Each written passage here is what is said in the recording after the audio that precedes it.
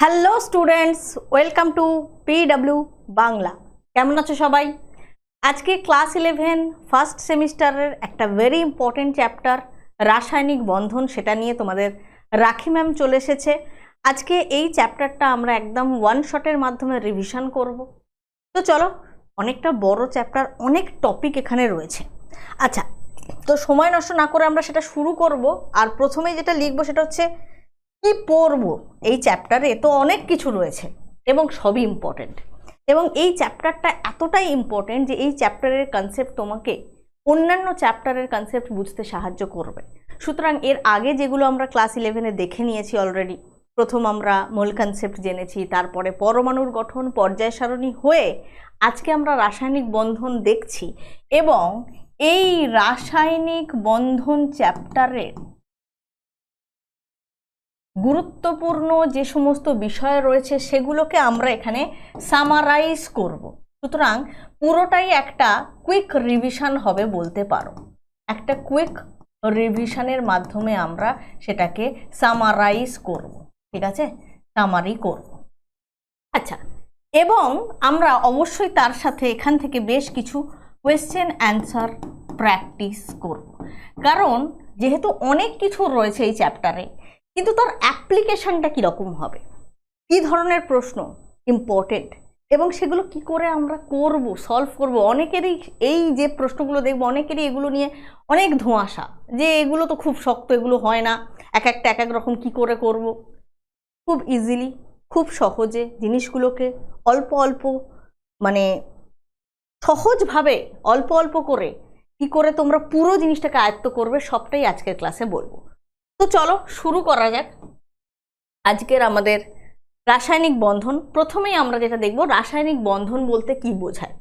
রাসায়নিক বন্ধনের প্রাথমিক ধারণা অলরেডি ক্লাস 10-এ মাধ্যমিক লেভেলে তোমাদের হয়ে গেছে, যেখানে তোমরা এই যে বন্ধনগুলোর বিভিন্ন প্রকারভেদ তাদের এক্সাম্পলও পড়ে এসেছো। লুইস ডট স্ট্রাকচার বা ইলেকট্রন ডট স্ট্রাকচারের মাধ্যমে কি করে এই বন্ডিংকে দেখানো হয়, কি করে বন্ড ফরমেশন হচ্ছে, এগুলো সবটাই তোমাদের জানা জিনিস। তবুও ছোট্ট করে এই ছোট্ট জিনিসটা একবার রিভিশন করে নাও।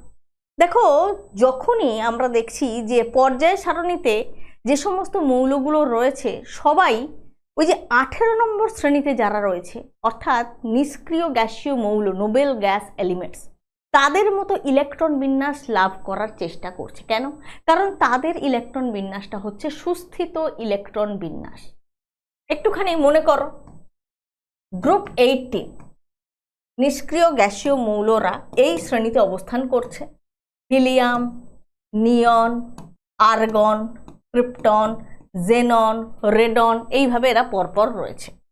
এবং হিলিয়ামের ক্ষেত্রে আমরা দেখব 1s2, অর্থাৎ ভ্যালেন্স শেলে এখানে দুটো ইলেকট্রন রয়েছে, মাত্র দুটোই ইলেকট্রন এর রয়েছে। সুতরাং এর ক্ষেত্রে অক্টেট কমপ্লিটের কোনো গল্প নেই, এক্ষেত্রে দ্বৈত পূর্তি।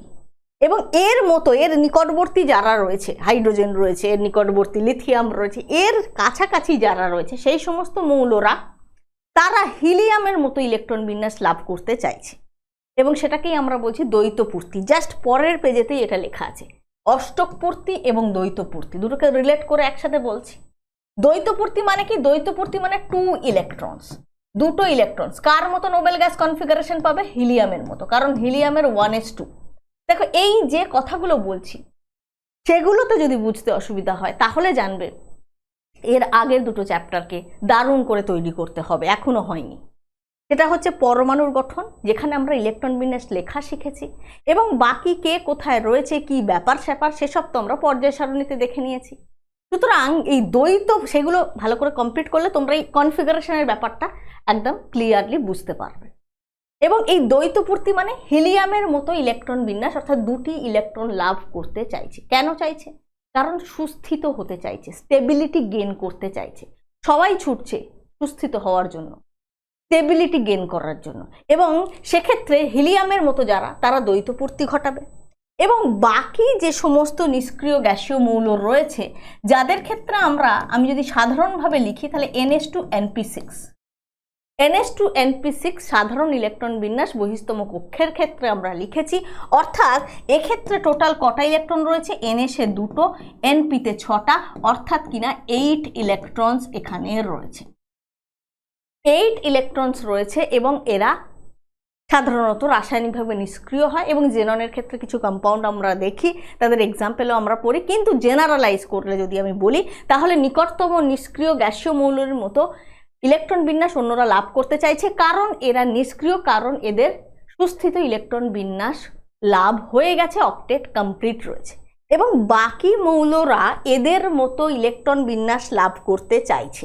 আর ঠিক সেই কারণেই এই অষ্টক সূত্রে এটাই বলা হচ্ছে যে অষ্টক পূর্তি ঘটাতে চাইছে। নিকটতম নিষ্ক্রিয় গ্যাসীয় মৌলের ইলেকট্রন বিন্যাস লাভ, অর্থাৎ কিনা সুস্থিতি অর্জন। এই সুস্থিতি অর্জনের ক্ষেত্রে 8টি ইলেকট্রন পূর্তির কথা যখন বলা হচ্ছে তখন সেটাকে আমরা অষ্টক পূর্তি বলছি, যে ক্ষেত্রে 8 ইলেকট্রন থাকবে। আর যখন 2টি ইলেকট্রনের কথা বলা হচ্ছে তখন আমরা দ্বৈত সূত্রে কি বলছি, দ্বৈত পূর্তির কথা বলছি। ঠিক আছে? এবং এবং এই যে তড়িৎযোজী বন্ধন, সমযোজী বন্ধন, অসমযোজী বন্ধন, এই যে রাসায়নিক বন্ধনের প্রকারভেদ দেখছি, এক্ষেত্রে বিভিন্ন রকমভাবে বন্ড ফরমেশন এরা করছে। কখনো আমরা দেখছি সম্পূর্ণ ইলেকট্রন স্থানান্তরণের মাধ্যমে বন্ধন গঠিত হচ্ছে এবং সেই বন্ধন যে যৌগে থাকছে সেখানে আমরা আয়নীয় যৌগ বা তড়িৎযোজী যৌগ পাচ্ছি। সুতরাং তড়িৎযোজী বন্ধন বা আয়নীয় বন্ধনের কথা যদি আমরা বলি তাহলে সেক্ষেত্রে আমরা দেখব কমপ্লিট ইলেকট্রন ট্রান্সফার হচ্ছে। তাহলে ইলেকট্রনের সম্পূর্ণ স্থানান্তরণ ঘটছে, একজন দিয়ে দিচ্ছে, একজন নিয়ে নিচ্ছে। তাহলে কমপ্লিট ট্রান্সফার বা সম্পূর্ণ স্থানান্তরণের মাধ্যমে এই বন্ড ফরমেশন হচ্ছে। কি বললাম? ইলেকট্রনের সম্পূর্ণ স্থানান্তরণ, একজন দিয়ে দিচ্ছে, দিয়ে সে স্টেবিলিটি পাবে, একজন নিয়ে নিচ্ছে, নিয়ে সে স্টেবিলিটি পাবে। যেরকম একটা এক্সাম্পল যদি আমরা এখানে বলি, যেটা হচ্ছে ক্যালসিয়াম অক্সাইড। ঠিক আছে? ক্যালসিয়াম অক্সাইড, এখানে এই আয়নীয় যৌগে কে রয়েছে? ক্যালসিয়াম 2+ রয়েছে, O2- রয়েছে। ঠিক আছে? দেখো ক্যালসিয়ামের ক্ষেত্রে আমরা যদি দেখি, ক্যালসিয়ামে 20টা ইলেকট্রন রয়েছে। ক্যালসিয়ামে 20টা ইলেকট্রন, কারণ 20 হচ্ছে এর পরমাণু ক্রমাঙ্ক। একটা করে এক্সাম্পল দিলেই জিনিসটা ক্লিয়ার হয়ে যাবে, তাই একটা করে এক্সাম্পল দিচ্ছি, দেখে নাও। তো এক্ষেত্রে আমরা যেটা দেখছি যে আর্গন 18টা হয়ে গেল, আর্গনের ক্ষেত্রে 18টা ইলেকট্রন থাকে। তারপরে আর্গন হয়ে যাওয়া মানেই কিন্তু 1s2 2s2 2p6 কটা হলো, তারপর 3s2 3p6, 1s2 2s2 2p6 মানে ওখানে 10টা হয়ে গেল, 3s2 3p6 মানে 18টা কমপ্লিট হয়ে গেল। তাহলে এর পরে দুটো ইলেকট্রন কোথায় থাকবে? 4s-এ থাকবে। 18 আর 2 20টা হয়ে গেল। এখন খুব সুন্দরভাবে ক্যালসিয়াম ভাবছে এই দুটো ইলেকট্রনকে যদি আমি বর্জন করতে পারি এবং সেখান থেকে আমি পেয়ে যাব সুস্থিত ইলেকট্রন বিন্যাস ক্যালসিয়াম 2+, যেটার ক্ষেত্রে আমরা অনলি আর্গন, অর্থাৎ কিনা অক্টেট কমপ্লিট হয়ে গেছে। আর্গনের কনফিগারেশনটা আরেকবার লিখছি, 1s2 2s2 2p6 3s2 3p6, অর্থাৎ কিনা অক্টেট কমপ্লিট আছে। এই যে ns2 np6 লেখা হয়েছে এই ক্যাটাগরিতেই এরা পড়বে। ঠিক আছে? আচ্ছা, এইবারে অক্সিজেন রয়েছে এখানে। অক্সিজেনের ক্ষেত্রে 8 হচ্ছে পরমাণু ক্রমাঙ্ক। তাহলে অক্সিজেনে যদি 8টা প্রোটন থাকে তাহলে 8টা ইলেকট্রন থাকবে। তাহলে এক্ষেত্রে আমরা কি লিখব? এক্ষেত্রে আমরা লিখছি যে 1s2, আমি পুরোটাই ডিটেলসে লিখছি, 1s2 2s2 2p, এখানে আমরা লিখব 4, 2 2 4 আর 4 8টা। এবারে অক্সিজেন যদি আমি 1s2টা হিলিয়াম দিয়েও দেখাতে পারতাম, কারণ নিয়নে তো যেতে পারবে না, নিয়নে 10টা ইলেকট্রন আর অক্সিজেনে আছে 8টা ইলেকট্রন। তো তোমাকে আগে যদি একটা নিয়ারেস্ট নোবেল গ্যাসের কনফিগারেশন লিখতে হয়, দ্যাট ইজ অনলি 1s2 লিখতে পারবে ফর হিলিয়াম। এইখানে এই যে 2s2 2p6 2p4, এটাকে ও 2p6 করতে চাইছে, অক্টেট কমপ্লিট। তো এইখানে ও আরও দুটো ইলেকট্রন গেইন করতে চাইবে। এ যেরকম দুটো ইলেকট্রন লস করেছে, করে ক্যালসিয়াম 2+টা তৈরি করলো, এ দুটো ইলেকট্রন গেইন করতে চাইছে এবং গেইন করার ফলে যেটা হলো সেটা হচ্ছে O2-। O2- হয়ে যেতেই তুমি লক্ষ্য করো 1s2 2s2 2p6, এবং সেটা কিন্তু নিয়নের ইলেকট্রন বিন্যাস। আরে ভাই 8টা ইলেকট্রন ছিল, আর দুটো গেন করলো, 10টা ইলেকট্রন হলো। 10টা তো নিয়নেরই থাকে, তো আমি নিয়ন লিখে দিলাম। একটু ডিটেলসে বোঝানোর জন্য আমি কমপ্লিট ইলেকট্রন বিন্যাস লিখে দিচ্ছি। 1s2 2s2 2p6, এখানে 2 2 4 আর 6 10। তাহলে হয়ে গেল এরও, এর তো অক্টেট কমপ্লিটই আছে। এবং নিকটতম নিষ্ক্রিয় গ্যাসীয় মৌলের মতো ইলেকট্রন বিন্যাস লাভের চেষ্টায় এরা কমপ্লিট ইলেকট্রন ট্রান্সফার করে দিয়েছে। এ দুটো ইলেকট্রন লস করে দিয়েছে, এ দুটো ইলেকট্রন গেন করে নিয়েছে। এবং সেই ক্ষেত্রে আমরা যেটা পেলাম সেটা হচ্ছে ক্যালসিয়াম 2+ আর O2-, এরা ক্যালসিয়াম অক্সাইড তৈরি করছে। ঠিক আছে, একদম সিম্পলভাবে সহজে একটা এক্সাম্পলের মাধ্যমে আমরা এই জিনিসটা বুঝে গেলাম যে সম্পূর্ণ ইলেকট্রন স্থানান্তরণের মাধ্যমে আয়নীয় বন্ধন এবং সেখান থেকে আয়নীয় যৌগ কী করে তৈরি হচ্ছে। ভেরি সিম্পল এক্সাম্পল আরও রয়েছে, প্রচুর রয়েছে, যে কোনো একটা দুটো একটুখানি প্র্যাকটিস করে নেবে, তাহলেই হয়ে যাবে এটা। এবারে যখনই আমরা চলে আসছি সমযোজী বন্ধন, এখানে কি হচ্ছে? সমযোজী বন্ধন যেখানে থাকবে সেক্ষেত্রে যে যৌগগুলো পাবো তারা সমযোজী যৌগ, সমযোজী যৌগের অণু গঠিত হবে। এবং এখানে না ইলেকট্রন শেয়ার করছে। দুটি পরমাণুর মধ্যে যদি সমযোজী বন্ধন গঠিত হয় তাহলে দুজনেই একটা একটা করে বা দুটো দুটো করে বা তিনটে তিনটে করে, কিন্তু সমান সংখ্যক ইলেকট্রন দিয়ে ইলেকট্রন জোড় গঠন করছে, ইলেকট্রন পেয়ার। এবং সেই ইলেকট্রন জোড়কে দুজনেই সমানভাবে ব্যবহার করছে। সুতরাং এক্ষেত্রে আমি এক কথায় যদি লিখি তাহলে জিনিসটাকে এইভাবে আমি রিপ্রেজেন্ট করতেই পারি যে সমসংখ্যক ইলেকট্রন দ্বারা ইলেকট্রন জোড় গঠনের মাধ্যমে, ইলেকট্রন জোড় গঠনের মাধ্যমে, ইলেকট্রন জোড় গঠনের মাধ্যমে না লিখে আমি লিখি ইলেকট্রন জোড় গঠন এবং সেটি দুটি পরমাণুর সমভাবে ব্যবহার।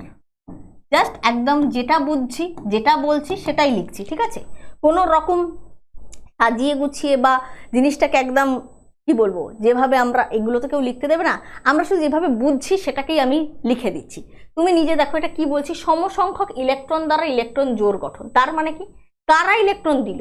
যাদের মধ্যে ইলেকট্রন যারা দেবে তাদের মধ্যে বন্ধন তৈরি হবে। তো যাদের মধ্যে বন্ধন তৈরি হচ্ছে, যদি দুটোই এ পরমাণু ধরে নিই তাহলে এ একটা দিল, এ আর একটা দিল, এই একটা ইলেকট্রন জোড় তৈরি করলো। তাহলে দুজনেই সমান সংখ্যক ইলেকট্রন দিয়েছে, দিয়ে ইলেকট্রন জোড় গঠন করেছে এবং সেটি দুটি পরমাণুর সমভাবে ব্যবহার, এবং এই ইলেকট্রন জোড়টা দুজনেই সমানভাবে ব্যবহার করেছে। এবং এক্ষেত্রেও কিন্তু গল্প একই, সবাই কিন্তু সুস্থিতি লাভ করতে চাইছে। যেমন ধরো আমি একটা এক্সাম্পল দিচ্ছি, সেটা হচ্ছে আচ্ছা এই যে এত বড় লাইনটা আমি লিখলাম এটাকে আমি একটা ছোট্ট লাইনে লিখি, তাহলে আমাদের একটু জায়গাটা এখানে পাওয়া যাবে এক্সাম্পলের জন্য। কারণ আমি এই 3 ধরনের বন্ধনের এক্সাম্পল এখানেই কমপ্লিট করতে চাইছি। এখানে আমরা লিখতে পারি যে ইকুয়াল শেয়ারিং, ব্যাস মিটে গেল। ইকুয়াল শেয়ারিং অফ ইলেকট্রনস আমরা লিখে দিতে পারি, এক লাইনে হয়ে গেল। জিনিসটা আমরা বুঝেছি সুন্দর করে। এবার ইকুয়াল শেয়ারিং মানে সমানভাবে শেয়ার করবে ইলেকট্রন, এবং একই ব্যাপার ইলেকট্রন পেয়ার তৈরি করে সমানভাবে শেয়ার করা। একটা এক্সাম্পল দিলেই ক্লিয়ার হয়ে যাবে, দেখে নাও। যেমন দেখো কার্বন ডাইঅক্সাইড, কার্বনের না ভ্যালেন্স শেলে 4খানা ইলেকট্রন থাকে, এটা আমরা সবাই কিন্তু জানি, ঠিক আছে? কার্বনের ভ্যালেন্সি 4, ভ্যালেন্স শেলে 4খানা ইলেকট্রন রয়েছে। বেশ, এইবারে অক্সিজেন দুটো রয়েছে, এদিকে একটা অক্সিজেন লেখো, এদিকে একটা অক্সিজেন লেখো। কিভাবে আমরা লুইস ডট স্ট্রাকচারের মাধ্যমে লিখতে পারি, ইলেকট্রনকে ডট দিয়ে রিপ্রেজেন্ট করি সেটাও দেখে নাও। অক্সিজেনের ভ্যালেন্স শেলে কটা ইলেকট্রন রয়েছে দেখো, এই যে এইখানে এই যে এটা ভ্যালেন্স শেল, 6টা ইলেকট্রন রয়েছে, এখানে 6টা ইলেকট্রন রয়েছে, দুটো গেন করে তো 8টা হয়েছিল। তাহলে এখানে 6টা ইলেকট্রন এইভাবে লিখছি, 1টা 2টো 3টে 4টে 5টা 6টা, 1টা 2টো 3টে 4টে 5টা 6টা। এইবারে দেখো কার্বন কি চাইছে। কার্বনের ক্ষেত্রে রয়েছে কার্বনের 6টা electron, 1s2 2s2 2p2। Carbon কি চাইছে, এখানে 4টে ইলেকট্রন রয়েছে, তাহলে আরও যদি 4টে এখানে হয়ে যায়, মানে ভ্যালেন্স শেলে 4টে ইলেকট্রন রয়েছে, টোটাল তো 6টা ইলেকট্রন, তাহলে আরও 4টে যদি হয়ে যায় তাহলে ওর অক্টেট কমপ্লিট হয়ে যাবে।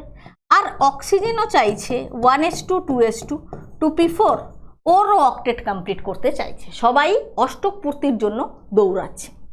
এইবারে দেখো এই যে ইলেকট্রনগুলো দিল, এই ইলেকট্রনগুলো নিয়ে ইলেকট্রন জোড় তৈরি করলো। এই দুটো ইলেকট্রন জোড়, একটা বন্ড মানে সেখানে একটা ইলেকট্রন জোড় রয়েছে, মানে দুটো ইলেকট্রন রয়েছে। ইলেকট্রন জোড় মানে ইলেকট্রন পেয়ার। একটা দিলে একটা বন্ড তৈরি হচ্ছে, মানে একটা বন্ডে দুটো ইলেকট্রন, ঠিক আছে? তাহলে এখানে একটা ইলেকট্রন জোড় আর একটা ইলেকট্রন জোড়, অ্যাকচুয়ালি টোটাল 4টে ইলেকট্রন, মানে এ দুটো দিয়েছে, ও দুটো দিয়েছে, মানে দুটো ইলেকট্রন জোড়, মানে সমযোজী দ্বিবন্ধন তৈরি হবে। এক্ষেত্রেও তাই সমযোজী দ্বিবন্ধন তৈরি হবে। বাকি অক্সিজেনের যে ইলেকট্রনগুলো রয়েছে সেগুলো লোন পেয়ার হিসেবে থাকবে। লোন পেয়ার মানে যে বন্ডিংয়ে নেই, যে কিন্তু নিঃসঙ্গ অবস্থায় রয়েছে। আর বন্ডিংয়ে যে ইলেকট্রন রয়েছে সেটা বন্ধনের ইলেকট্রন জোড়, দ্যাট ইজ বন্ড পেয়ার, ঠিক আছে? তো আমি যদি এটাকে ভালো করে আরেকবার দেখাই, দেখো জিনিসটা কি হচ্ছে। এই অক্সিজেনের ক্ষেত্রে অক্টেট কমপ্লিট হয়ে গেল, কারণ ও কার্বনেটটা ব্যবহার করছে। নিজের 6টা ছিল আর দুটো, 8টা হয়ে গেল। এই অক্সিজেনেরও সেম ব্যাপার, এর নিজের 6টা ছিল, এই দুটো 8টা হয়ে গেল। এবং এই কার্বন ওর নিজের 4টে আছে, আর এই অক্সিজেনের দুটো, ওই অক্সিজেনের দুটো, তাহলে ওরও হয়ে গেল নিজের 4টে, 5 6 7 8। এইবারে আমি যদি এইটাকে এইভাবে রিপ্রেজেন্ট করি, জিনিসটা আরও ক্লিয়ার হয়ে গেল যে এইখানে এই যেগুলো বন্ডিংয়ে যায়নি তারা লোন পেয়ার, এবং যারা বন্ডিংয়ে গেছে তারা হচ্ছে বন্ড পেয়ার। বন্ড পেয়ারের ইলেকট্রন এখানে তাহলে ডাবল বন্ড হয়ে যাবে, কারণ এক জোড়া ইলেকট্রন যদি থাকে তাহলে সেখানে একটাই বন্ড হবে, একটা বন্ডে দুটো ইলেকট্রন। এখানে এ দুটো দিয়েছে, এ দুটো, মানে দুটো ইলেকট্রন জোড় তৈরি করেছে, এদিকেও তাই এখানে দ্বিবন্ধন তৈরি হচ্ছে। এবং তুমি এখান থেকেও কাউন্ট করে নিতে পারবে যে এই কার্বনের নিজস্ব দুটো 4টে, আর এখানে 5টা 6টা 7টা 8টা, কার্বনেরও অষ্টক পূর্তি ঘটে গেছে। এবং অক্সিজেনের নিজের তো 6টা ছিল, আবার বন্ড তৈরি করেছে, তাই ওইগুলো সমভাবে ব্যবহারে সমযোজী বন্ধনের ক্ষেত্রে ওর নিজেরও অষ্টক পূর্তি ঘটে গেছে। এবং এই প্রসঙ্গে আর একটা জিনিসও মাথায় রাখতে হবে যে এইগুলো হচ্ছে লোন পেয়ার। পেয়ার কথাটা মানে, জোর কথাটা মানেই দুটো ইলেকট্রন। এগুলো হচ্ছে লোন পেয়ার। এগুলো কি? এগুলো হচ্ছে লোন পেয়ার। লোন পেয়ারের electron, lone pair, one lone pair মানে দুটো ইলেকট্রন, একটা লোন পেয়ার মানে দুটো ইলেকট্রন। দুটো লোন পেয়ার মানে কি? এইখানে দুটো লোন পেয়ার আছে দেখো, তার মানে 4টে ইলেকট্রন। লোন পেয়ার মানে নিঃসঙ্গ ইলেকট্রন জোড়, আর বন্ড পেয়ার মানে বন্ধন ইলেকট্রন জোড়, একটা বন্ডে দুটো ইলেকট্রন থাকে। নাম্বার অফ বন্ডস মানে হচ্ছে কতগুলো সেখানে বন্ধন রয়েছে, কতগুলো বন্ড পেয়ার, দ্যাট ইজ সেখানে আমরা কতগুলো ইলেকট্রন দেখবো, একটা বন্ডে দুটো ইলেকট্রন, ঠিক আছে? আচ্ছা, এবারে অসমযোজী বন্ধনে চলে এসো, যেখানে আমরা আনইকুয়াল শেয়ারিং এর কথা বলবো। যদি আমি সমযোজী বন্ধনকে ইকুয়াল শেয়ারিং বলি, এখানে আমরা অসমযোজী বন্ধন, কোঅর্ডিনেট বন্ডকে আমরা বলবো আনইকুয়াল শেয়ারিং। মানে একজন দিচ্ছে আর একজন কেবল নিচ্ছে, কিন্তু ব্যবহার দুজনেই করছে। একজন দিচ্ছে আর একজন নিচ্ছে, এবং যে দিচ্ছে তিনিও ব্যবহার করবে, আর যাকে দিচ্ছে সে তো ব্যবহার করবেই, ব্যবহারের জন্যই দেওয়া। সুতরাং এখানে কিন্তু ইকুয়াল শেয়ারিং নয়।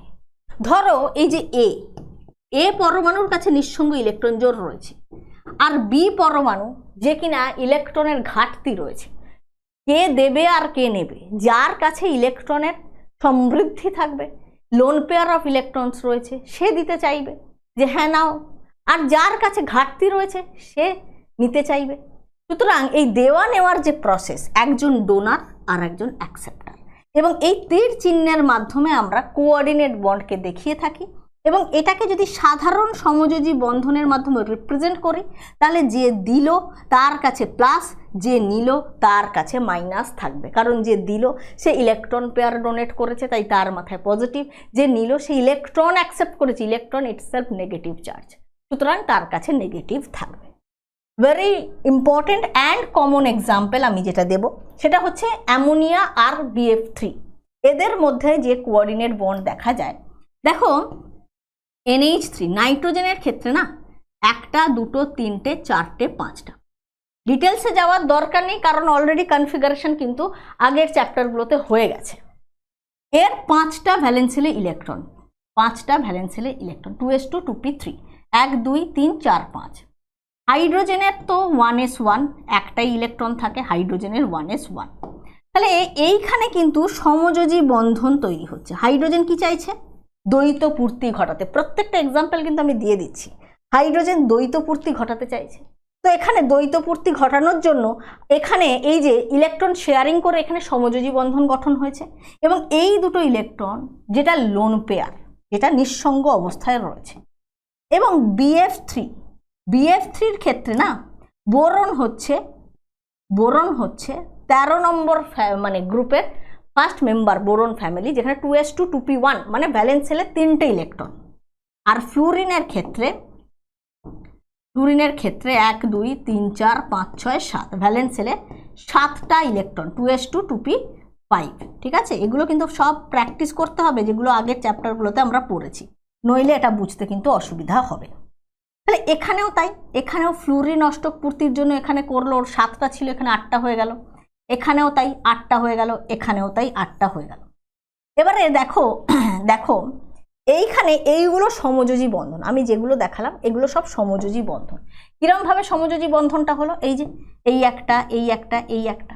তাহলে নাইট্রোজেনের কি হয়েছে? এই সমযোজী বন্ধনটা আমি এইভাবে না দেখিয়ে জাস্ট বন্ড করে দেখিয়ে দিই, এটা বেটার হবে, দাঁড়াও, এটা বেটার হবে। দেখো এখানে জাস্ট আমি বন্ড দেখিয়ে দিই, কারণ এইভাবে কিভাবে সমযোজী বন্ধন হচ্ছে সেটা তো আমি একটু আগে দেখিয়ে দিয়েছি। সুতরাং এখানে জাস্ট আমি এইভাবে দেখিয়ে দিই, কারণ আমরা এখানে কিন্তু মেনলি কোঅর্ডিনেট বন্ড নিয়ে আলোচনা করছি। এই যে এখানে একটা বন্ধন, এখানে একটা বন্ধন, এখানে একটা বন্ধন, এখানে একটা বন্ধন। তাহলে এই যে NH3 তিনটে হাইড্রোজেনের সঙ্গে নাইট্রোজেনের সমযোজী বন্ধন, আর এখানে BF3। কিন্তু দেখো বোরনের ক্ষেত্রে এখানে নিজের 3টে ছিল, এবং ও বন্ডিং করার পরে এর নিজের এই যে কেন্দ্রীয় পরমাণু টোটাল ইলেকট্রন কতগুলো হলো? 1 2 3 4 5 6। তার মানে এর ক্ষেত্রে না 6 ইলেকট্রন। সুতরাং অক্টেট কমপ্লিট হয়নি, less than 8 electron. That is electron ঘাটতি রয়েছে, ইলেকট্রন ঘাটতি সম্পন্ন। এক্ষুনি আমরা পড়ব যে অষ্টক পূর্তি তো সবাই ঘটাতে চাইছে, কিন্তু 8টার কম ইলেকট্রন বেশি ইলেকট্রন থাকলে সেই এক্সাম্পলও আমরা দেখব। তো এর কাছে ঘাটতি রয়েছে আর এর কাছে লোন পেয়ার রয়েছে, তো একে ডোনেট করছে। তার মানে এ ডোনার ও অ্যাকসেপ্টার। এর ইলেকট্রন পেয়ার ছিল লোন পেয়ার, নিঃসঙ্গ ইলেকট্রন জোট, যে বন্ডিংয়ে যায়নি, তো লোন পেয়ার আছে বলে ও একে দান করছে। এবং এখানে যে বন্ডটা তৈরি হলো সেটা হচ্ছে কোঅর্ডিনেট বন্ড বা অসমযোজী বন্ধন। ঠিক আছে, ক্লিয়ার রয়েছে, বোঝা গেছে? চলো, এই যে অষ্টক সূত্রের কথা আমরা বললাম, অলরেডি ডিসকাস করা হয়ে গেছে। এবার কয়েকটা এখানে এক্সাম্পল দেখো, যেখানে আমরা দেখব যে এক্সপ্যান্ডেড অক্টেট বা আমরা অক্টেট মানে অষ্টকের কথা বলা হচ্ছে, বা আমরা এটাকে লিখতে পারি যে এক্সপ্যান্ড করছে মানে কি, হাইপার ভ্যালেন্ট বলা হয় এটাকে। হাইপার ভ্যালেন্ট যৌগ যেগুলো, যে ক্ষেত্রে আমরা দেখব গ্রেটার দ্যান 8 ইলেকট্রনস রয়েছে, greater than 8 electrons, expanded octet. যেমন ধরো একটা হচ্ছে যেখানে ইলেকট্রনের ঘাটতি রয়েছে, ইলেকট্রন ডেফিসিয়েন্ট বা ইলেকট্রন ঘাটতি সম্পন্ন, বা আমরা এটাকে বলে থাকি হাইপোভ্যালেন্ট যৌগ, যেখানে লেস দ্যান, ইলেকট্রনের ঘাটতি আছে মানে 8টার কম ইলেকট্রন রয়েছে, তাদেরকে হাইপোভ্যালেন্ট বলা হয়। এছাড়া আমরা অড ইলেকট্রন স্পিসিস দেখব, অড ইলেকট্রন স্পিসিস বা আমরা এটাকে বলবো বিজোড় ইলেকট্রন সমন্বিত অণু। ঠিক আছে, বিজোড় ইলেকট্রন সমন্বিত। তাহলে যে ক্ষেত্রে আমরা অড ইলেকট্রন দেখতে পাবো, তো হাইপার ভ্যালেন্ট বা অষ্টকের প্রসারণ expanded octet, greater than 8 electron, যেমন ধরো PCl5, SF6 ইত্যাদি। কি হচ্ছে একটা এক্সাম্পল ডিটেলসে দেখাই। এই যে PCl5 এর ক্ষেত্রে আমরা দেখছি যে এখানে ফসফরাসের সাথে 5টা ক্লোরিনের বন্ড রয়েছে, ফসফরাসের সঙ্গে 5টা ক্লোরিনের বন্ড রয়েছে, এবং তাহলে 5টা বন্ড মানে 5 দুগুণে 10টা ইলেকট্রন, তাহলে এখানে 10 ইলেকট্রনস মানে গ্রেটার দ্যান 8 ইলেকট্রনস হয়ে যাচ্ছে। একইভাবে তুমি SF6এও পাবে 6টা ফ্লুরিনের সঙ্গে সালফারের বন্ড, তাহলে 6 2 12টা বন্ড, একটা বন্ডে তো 2টো ইলেকট্রন থাকে। এতক্ষণ বোঝালাম, বুঝতে পেরেছ আশা করি। হাইপোভ্যালেন্ট মানে 8টার কম ইলেকট্রন যখন থাকবে। 8টার কমের একটা এক্সাম্পল অলরেডি দেখালাম, BF3, এখানেই আমরা দেখলাম বোরনের ক্ষেত্রে 6টা ইলেকট্রন। এছাড়া BeCl2, 2টো ক্লোরিনের সঙ্গে বন্ড করছে, 2টো বন্ড মানে 2 2 4 ইলেকট্রন, তার মানে 8টার কম, তার মানে ইলেকট্রনের ঘাটতি রয়েছে, তার মানে 8টার কম মানে এরা হাইপোভ্যালেন্ট হবে। অড ইলেকট্রন, বিজোড় ইলেকট্রন রয়েছে। বিজোড় ইলেকট্রনের এক্সাম্পল যেমন ধরো NO, যেমন ধরো NO2 ইত্যাদি। তো এই এক্সাম্পলগুলো কিছু আমরা দেখে রাখবো, এগুলো ইম্পর্টেন্ট, ঠিক আছে। চলো এইবার আমরা চলে যাব ল্যাটিস এনথ্যালপি বা ল্যাটিস শক্তি বলতে কি বোঝায়। দেখো, ল্যাটিস এনথ্যালপিকে আমরা ইউ দিয়ে রিপ্রেজেন্ট করি। ইউ, ধরো আমরা দুভাবে এর ডেফিনেশনকে বলতে পারি। একটা হচ্ছে M+ gaseous plus X- gaseous. গ্যাসীয় ক্যাটায়ন এবং গ্যাসীয় অ্যানায়ন যুক্ত হয়ে MX সলিড কঠিন আয়নীয় যৌগের কেলাস গঠন করছে, এবং এক্ষেত্রে যতটা শক্তি নির্গত হচ্ছে সেটাকে আমরা বলছি ল্যাটিস শক্তি। আয়নীয় যৌগের, কঠিন আয়নীয় যৌগের কেলাস উৎপন্ন হচ্ছে, 1 মোল আয়নীয় কেলাস গঠন হচ্ছে, বা আমরা 1 গ্রাম ফর্মুলা ভরের আয়নীয় যৌগের কেলাস বলতে পারি। তো যখনই তার উপাদান আয়ন, কারা? Cation anion. আয়নিক যৌগ কম্পাউন্ড মানে আয়নীয় যৌগ, সেখানে ক্যাটায়ন অ্যানায়ন থাকবে। তো তার উপাদান আয়ন সমূহ হচ্ছে, আমি এখানে এক্সাম্পল দেখাচ্ছি, M+ X-। তো M+ গ্যাসিয়াস আর X- গ্যাসিয়াস, গ্যাসীয় ক্যাটায়ন অ্যানায়ন পরস্পর যুক্ত হয়ে MX সলিড তৈরি করার জন্য যে এনার্জি সে রিলিজ করলো সেটা হচ্ছে ল্যাটিস এনার্জি, যেটাকে আমরা বাংলায় কি বলতে পারি, আর একটা টার্ম ল্যাটিসও লেখা হয়ে থাকে, এছাড়া জালক শক্তি লেখা হয়। আবার উল্টোভাবে আমরা বলতে পারি, ব্যাক প্রসেসে ভাবো, যে এই MX সলিড আয়নীয় যৌগের কেলাসে ভেঙে তার উপাদান আয়নে যদি তাদেরকে উৎপন্ন করা হয়, পরিণত করা হয়, তাহলে কতটা এনার্জি রিকোয়ার্ড হবে, তাহলে সেটাই ল্যাটিস এনথ্যালপি। দুভাবে আমরা একই প্রসেস, জাস্ট অপোজিট, এটা একই ঘটনা, একটা তৈরি হচ্ছে আর একটা ভেঙে আবার আয়নে পরিণত হচ্ছে। দুভাবে আমরা এটাকে এক্সপ্লেন করতে পারছি, এবং মাথায় রাখতে হবে যদি এনার্জি সে রিলিজ করে, এই যে MX তৈরি হয়ে সে আর একটু এনার্জি সে তৈরি করলো, মানে এনার্জি সে রিলিজ করলো, যখন এনার্জি রিলিজ করছে তখন ল্যাটিস এনথ্যালপি হবে নেগেটিভ। আমরা এই জিনিসগুলো মাথায় রাখবো। ΔH নেগেটিভ হবে যখন সেটা এক্সোথার্মিক প্রসেস, দ্যাট মিন্স যখন সেটা তাপদায়ী, এবং ইউ পরিমাণ এনার্জি বা ইউ দিয়ে ল্যাটিস এনথ্যালপিকে রিপ্রেজেন্ট করা হয়। এটা MX আয়নীয় সলিড তৈরির সময় এতটা এনার্জি সে রিলিজ করেছে, তার মানে এক্ষেত্রে ল্যাটিস এনথ্যালপি নেগেটিভ হবে, এক্ষেত্রে নেগেটিভ হবে। বাট যদি আমি ব্যাক প্রসেসটা বলি, ব্যাক প্রসেস যদি এইভাবে বলা হয় যে MX আয়নীয় সলিড থেকে আমরা তাদের কনস্টিটিউয়েন্ট গ্যাসিয়াস ক্যাটায়ন অ্যানায়নে পরিণত করার জন্য কতটা এনার্জি রিকোয়ার্ড হবে, জাস্ট অপোজিটটা। তার মানে এটা রিকোয়ার্ড, এনার্জি দিতে হচ্ছে, এনার্জি প্রোভাইড করতে হচ্ছে।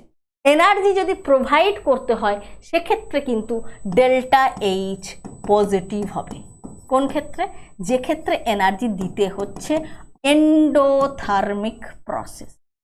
আমি এইটুকুনি লিখলাম, এন্ডোথার্মিক মানে তাপগ্রাহী, দুটো জিনিসই মুখে এক্সপ্লেন করলাম। এবারে ল্যাটিস এনথ্যালপি কোন কোন বিষয়ের উপর নির্ভর করে? ল্যাটিস এনথ্যালপি আয়নীয় চার্জের গুণফল, কারণ ল্যাটিস কোন ক্ষেত্রে আমরা দেখছি আয়নীয় যৌগ, সেখানে আয়নীয় ক্যাটায়ন আর অ্যানায়নের ক্ষেত্রে যে আয়নীয় চার্জের গুণফল এবং তার সাথে সমানুপাতিক, এবং ক্যাটায়ন ও অ্যানায়নের মধ্যে যে দূরত্ব, ক্যাটায়ন ও অ্যানায়নের মধ্যে দূরত্ব তার ব্যস্তানুপাতিক হবে। ঠিক আছে, তো এইটার মাধ্যমে আমরা কোয়েশ্চেন সলভ করতে পারবো। এবং এই ল্যাটিস এনথ্যালপির মানটা আমরা যেহেতু এনার্জি রিলিজ দিয়ে বলছি, এই ল্যাটিস এনথ্যালপি কতটা এনার্জি রিলিজ করছে, এটা যত বেশি নেগেটিভ হবে, যত বেশি নেগেটিভ ভ্যালু হবে ল্যাটিস তত সুস্থিত হবে, ল্যাটিস তত সুস্থিত হবে, তত সুস্থিত হবে, বেশি হবে আর কি। এক্সাম্পল দেখো, ধরো আমি বলছি LiF, LiCl, LiBr, LiI, ঠিক আছে। আর একটা এক্সাম্পল বলবো NaF আর হচ্ছে ক্যালসিয়াম অক্সাইড। দেখো প্রথমত আমরা দেখব যে আয়নীয় চার্জের গুণফলের সঙ্গে সমানুপাতিক, তো সেটাকে দেখব। কিন্তু যখনই এই এক্সাম্পলে তুমি আসছো, দুটো এক্সাম্পল, একটা দুটো, ঠিক আছে, এখানে কিন্তু আয়নীয় চার্জের গুণফল সেম, কারণ lithium plus plus plus plus এবং halogen X minus, F minus, Cl minus, Br minus, I minus. সুতরাং এক্ষেত্রে যে আয়নীয় চার্জের গুণফল Z প্লাস Z মাইনাস, এটা কিন্তু এখানে সেম, এখানে Z প্লাস Z মাইনাস কিন্তু সেম হয়ে যাচ্ছে, প্লাস 1 মাইনাস 1 প্রত্যেক ক্ষেত্রেই তাই, Z প্লাস Z মাইনাস কিন্তু চেঞ্জ হচ্ছে না। তো সেক্ষেত্রে তোমাকে কি দেখতে হবে, সেক্ষেত্রে তোমাকে ক্যাটায়ন অ্যানায়নের মধ্যে দূরত্বটা আমাদের দেখতে হবে। তো দূরত্ব কি করে বুঝবো? দেখো একজন তো fixed, cation fixed, lithium plus, সুতরাং লিথিয়াম প্লাস ক্যাটায়ন ফিক্সড মানে তার সাইজ ফিক্সড। এবার অ্যানায়নের size F minus, Cl minus, Br minus, I minus, F minus, Cl minus, Br minus, I minus. তাহলে ডাউন দ্য গ্রুপ এই অ্যানায়নের size increase করছে, অ্যানায়নের সাইজ, অ্যানায়নিক রেডিয়াসও তোমরা বলতে পারো। তো আকার, ব্যাসার্ধ থেকে আমরা আকারে চলে আসবো, তাহলে আকার বৃদ্ধি পাচ্ছে, অ্যানায়নের আকার বৃদ্ধি পাচ্ছে। অ্যানায়নের আকার বৃদ্ধি পাচ্ছে মানে ক্যাটায়ন সেম আছে, ক্যাটায়ন আর অ্যানায়নের মধ্যে দূরত্ব বৃদ্ধি পাচ্ছে, এবং দূরত্ব যার সঙ্গে ল্যাটিস এনথালপির ব্যস্তানুপাতিক সম্পর্ক, এই দূরত্ব বৃদ্ধি পেলে ল্যাটিস এনথালপি কমে যাবে, দূরত্ব বৃদ্ধি পেলে ল্যাটিস এনথালপি কমে যাবে। তাহলে এই অর্ডারটা এইটা হবে, এই অর্ডারটা কোনটা হবে? এইটা হবে। কি করে হলো আর একবার রিপিট করছি। প্রথম তুমি Z প্লাস Z মাইনাস দেখলে যে সেখানে কোনো রকম চেঞ্জ নেই, সেম। তো নেক্সট তুমি দূরত্ব আসবে, দূরত্ব তুমি কি করে কম্পেয়ার করবে? তুমি দেখে নেবে কোনটা ফিক্স, তোমাকে ক্যাটায়ন ফিক্স দিয়েছে, কোনো এক্সাম্পলে তোমাকে অ্যানায়ন ফিক্স দিতে পারে, ক্যাটায়নটা ভ্যারি করছে, কিন্তু তাদের তুমি সাইজটা দেখো। এখানে ক্যাটায়ন ফিক্স থাকার জন্য অ্যানায়নের সাইজ দেখা হয়েছে, অ্যানায়নের সাইজ ইনক্রিজ করছে মানে ক্যাটায়ন অ্যানায়নের মধ্যেকার দূরত্ব বাড়ছে, দূরত্ব বৃদ্ধির সাথে ল্যাটিসের ইনভার্স রিলেশন, দূরত্ব বাড়ছে তো ল্যাটিস কমছে, দিস ইজ দ্য অর্ডার। কিসের অর্ডার? ল্যাটিস এনথালপির অর্ডার। এবং নেক্সট এক্সাম্পলে দেখো সোডিয়াম প্লাস 1, ফ্লুরিন -1, ঠিক আছে। আর ক্যালসিয়াম অক্সাইডে ক্যালসিয়াম +2, অক্সিজেন -2। তো অবভিয়াসলি এখানে Z প্লাস Z মাইনাস বেশি, কোন ক্ষেত্রে? ক্যালসিয়াম অক্সাইডে। আর সেটা বেশি মানে ইউ বেশি, কারণ ডাইরেক্ট রিলেশন। তো অবভিয়াসলি ক্যালসিয়াম অক্সাইডের ল্যাটিস এনথালপি NaF এর তুলনায় বেশি হবে। এবং অ্যানাদার পয়েন্ট অ্যাড করে নাও, সেটা হচ্ছে ল্যাটিস এনথালপি যদি হাইড্রেশন এনথালপির তুলনায় বেশি হয়, চলো পরের পেজে আমি অ্যাড করছি, এটা হচ্ছে ল্যাটিস এনথালপি বা ল্যাটিস শক্তি। হাইড্রেশন বা আমরা এটাকে দ্রাবকায়ন শক্তি বলতে পারি। কোনো আয়নীয় যৌগ কোনো নির্দিষ্ট দ্রাবকে, কোনো উপযুক্ত দ্রাবকে দ্রবীভূত হবে কি হবে না, সেক্ষেত্রে আমাদের দ্রবীভবনের ফলে যে এনার্জি সে রিলিজ করবে সেটাকে আমরা সলভেশন এনার্জি বলছি, দ্রাবকায়ন শক্তি। এবং দ্রাবক যদি জল হয় তাহলে তার ক্ষেত্রে, জলের ক্ষেত্রে আমরা ওটাকে হাইড্রেশন এনার্জি বলছি। যে ইজিলি দ্রবীভূত হয়ে যাবে তার হাইড্রেশন এনার্জি বেশি, কারণ দ্রবীভূত হয়ে সে কতটা এনার্জি রিলিজ করছে সেটাই হচ্ছে তার হাইড্রেশন এনার্জি। এবং ল্যাটিস শক্তি যদি হাইড্রেশন এনার্জির তুলনায় বা হাইড্রেশন শক্তি বা এনথালপির তুলনায় বেশি হয় তাহলে কিন্তু সহজে দ্রবীভূত হবে না, অর্থাৎ আমি ডাইরেক্টলি লিখে দিচ্ছি জলে অদ্রাব্য হবে বা জলে দ্রবীভূত হবে না, কারণ ল্যাটিস এনথালপি বেশি। ধরো MX টাইপের আমরা আয়নীয় যৌগের কেলাসের কথা যদি বলি, তাহলে ওদের মধ্যে খুব স্ট্রং ইন্টারাকশন রয়েছে, electrostatic force of interaction actually তো রয়েছে। অ্যাকচুয়ালি আয়নীয় যৌগের মধ্যে কি করে বন্ড ফর্মেশন হচ্ছে, এখানে কি বন্ড আমরা ওইভাবে দেখছি না, এখানে তো অ্যাট্রাকশন ফোর্স রয়েছে, যেটাকে আমরা স্থির তাড়িতিক আকর্ষণ বল বলছি। সেটা যদি খুব স্ট্রং হয় তাহলে এদেরকে সেপারেট করা মুশকিল। তো তো অবভিয়াসলি সেক্ষেত্রে জলে দ্রবীভূত হবে না। কিন্তু কিন্তু যদি আমরা দেখি যে hydration energy greater than lattice energy, তাহলে আমরা দেখব যে জলে সহজেই দ্রবীভূত হবে, জলে দ্রবীভূত হবে। ঠিক আছে, কারণ হাইড্রেশন এনার্জি বেশি মানে তার জলে গিয়ে এনার্জি রিলিজ করাটা বেশি, সুতরাং সে ইজিলি ডিজলভ হয়ে যাবে। ল্যাটিস এনার্জি কম মানে তাদের সেপারেট করা সহজ হবে। ঠিক আছে, আচ্ছা নেক্সট চলে এসো। কার্যকরী আধান বা ফর্মাল চার্জ ক্যালকুলেট করার কিউএফ দিয়ে আমরা লিখছি। ফর্মুলাটা দেখে নাও। Number of valence shell electron minus number of lone pair electrons minus half into number of bond pair electron. কোনটা কি বোঝাচ্ছে বলে দিচ্ছি। এটা তো কার্যকরী আধান। Number of valence shell electron তার মানে হচ্ছে যোজ্যতা কক্ষে কতগুলো ইলেকট্রন রয়েছে বা যোজক ইলেকট্রন। ঠিক আছে, যোজক ইলেকট্রন সংখ্যা, ভ্যালেন্স শেলের ইলেকট্রন সংখ্যা, that is valence electron. Number of lone pair electron মানে নিঃসঙ্গ ইলেকট্রন জোড়ে ইলেকট্রন সংখ্যা, নিঃসঙ্গ জোড়ের ইলেকট্রন সংখ্যা। এবং number of bond pair electrons মানে বন্ধন জোড়ের ইলেকট্রন সংখ্যা।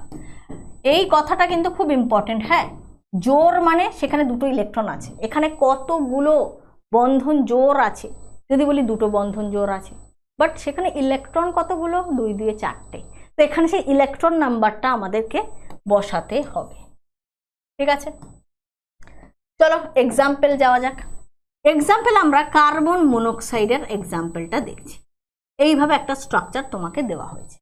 তো তুমি বলো এটার ক্ষেত্রে কার্বন আর অক্সিজেনের ফর্মাল চার্জ কি হবে।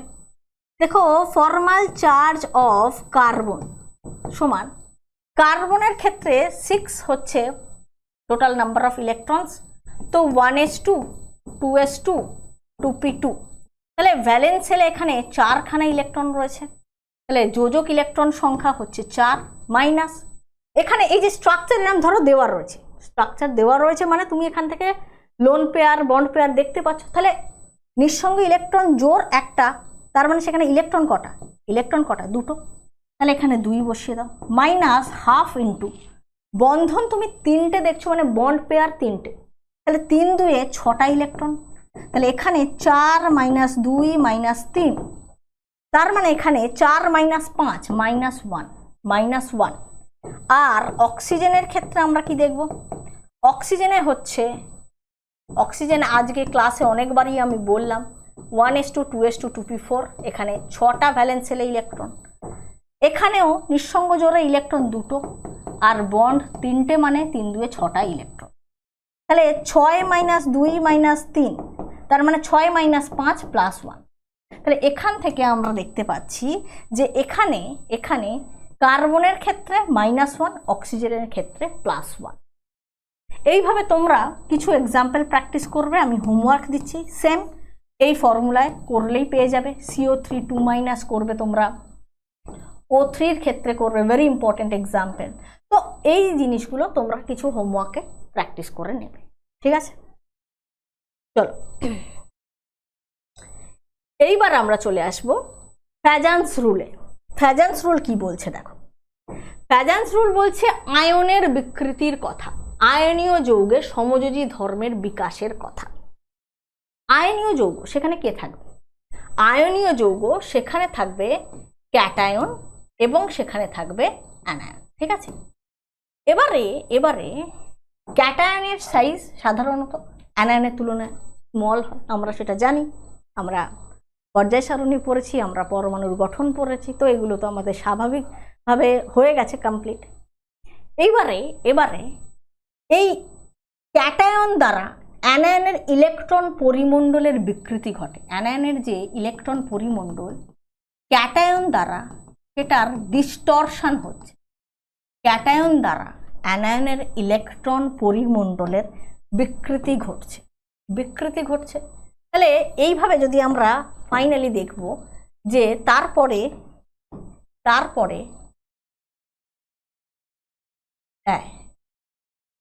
ক্যাটায়ন দ্বারা এখানে কি ছিল, প্লাস মাইনাস মানে হচ্ছে কমপ্লিটলি আমরা আয়নীয় যৌগ দেখছি, ক্যাটায়ন অ্যানায়ন রয়েছে। এই আয়নীয় যৌগ থেকে আমরা যখনই দেখছি ক্যাটায়ন কর্তৃক অ্যানায়নের ইলেকট্রন পরিমণ্ডলের বিকৃতি হচ্ছে, তখন সেখানে দেখো আর আলাদা আলাদা করে দেখানো হয়নি এই যে ব্যাপারটা, তার মানে এখানে সমযোজী ধর্মের ক্রমবিকাশ ঘটেছে, আয়নীয় থেকে সমযোজীতে পরিণত হচ্ছে, মানে অ্যাকচুয়ালি আয়নীয় যৌগে সমযোজী ধর্মের ক্রমবিকাশ, আয়নীয় যৌগে সমযোজী ধর্মের ক্রমবিকাশ ঘটছে।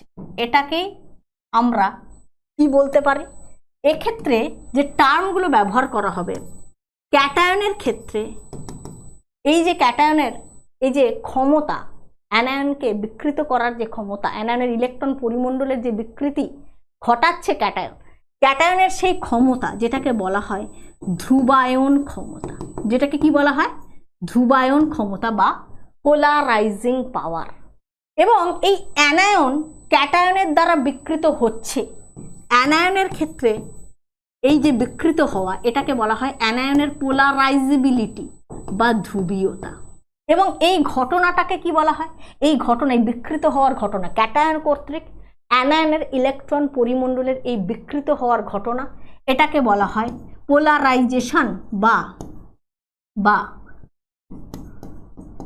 এই যে আয়নিক যে অ্যাটমসফিয়ার রয়েছে, ইলেকট্রন ক্লাউড রয়েছে অ্যানায়নের, সেটা ডিস্টরশন, বিকৃতির কথা বলা হচ্ছে, এটাই হচ্ছে পোলারাইজেশন বা এই ধ্রুবায়নের কথা এখানে বলা হচ্ছে।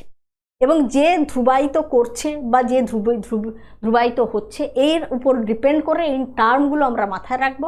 ক্যাটায়নের পোলারাইজিং পাওয়ার, তার ধ্রুবায়ন ক্ষমতা কিসের উপর সেটা ডিপেন্ড করে, প্রথমত ক্যাটায়নের ধ্রুবায়ন ক্ষমতা এই ফাই এর উপর ডিপেন্ড করে। ফাই হচ্ছে ক্যাটায়নের চার্জ বাই ক্যাটায়নের ব্যাসার্ধ, ক্যাটায়নের চার্জ বাই ক্যাটায়নের ব্যাসার্ধ, এটাই হচ্ছে এই আয়নিক পোটেনশিয়াল যার মাধ্যমে ক্যাটায়নের ধ্রুবায়ন ক্ষমতাকে প্রকাশ করা হয়ে থাকে এই ফাই এর মাধ্যমে।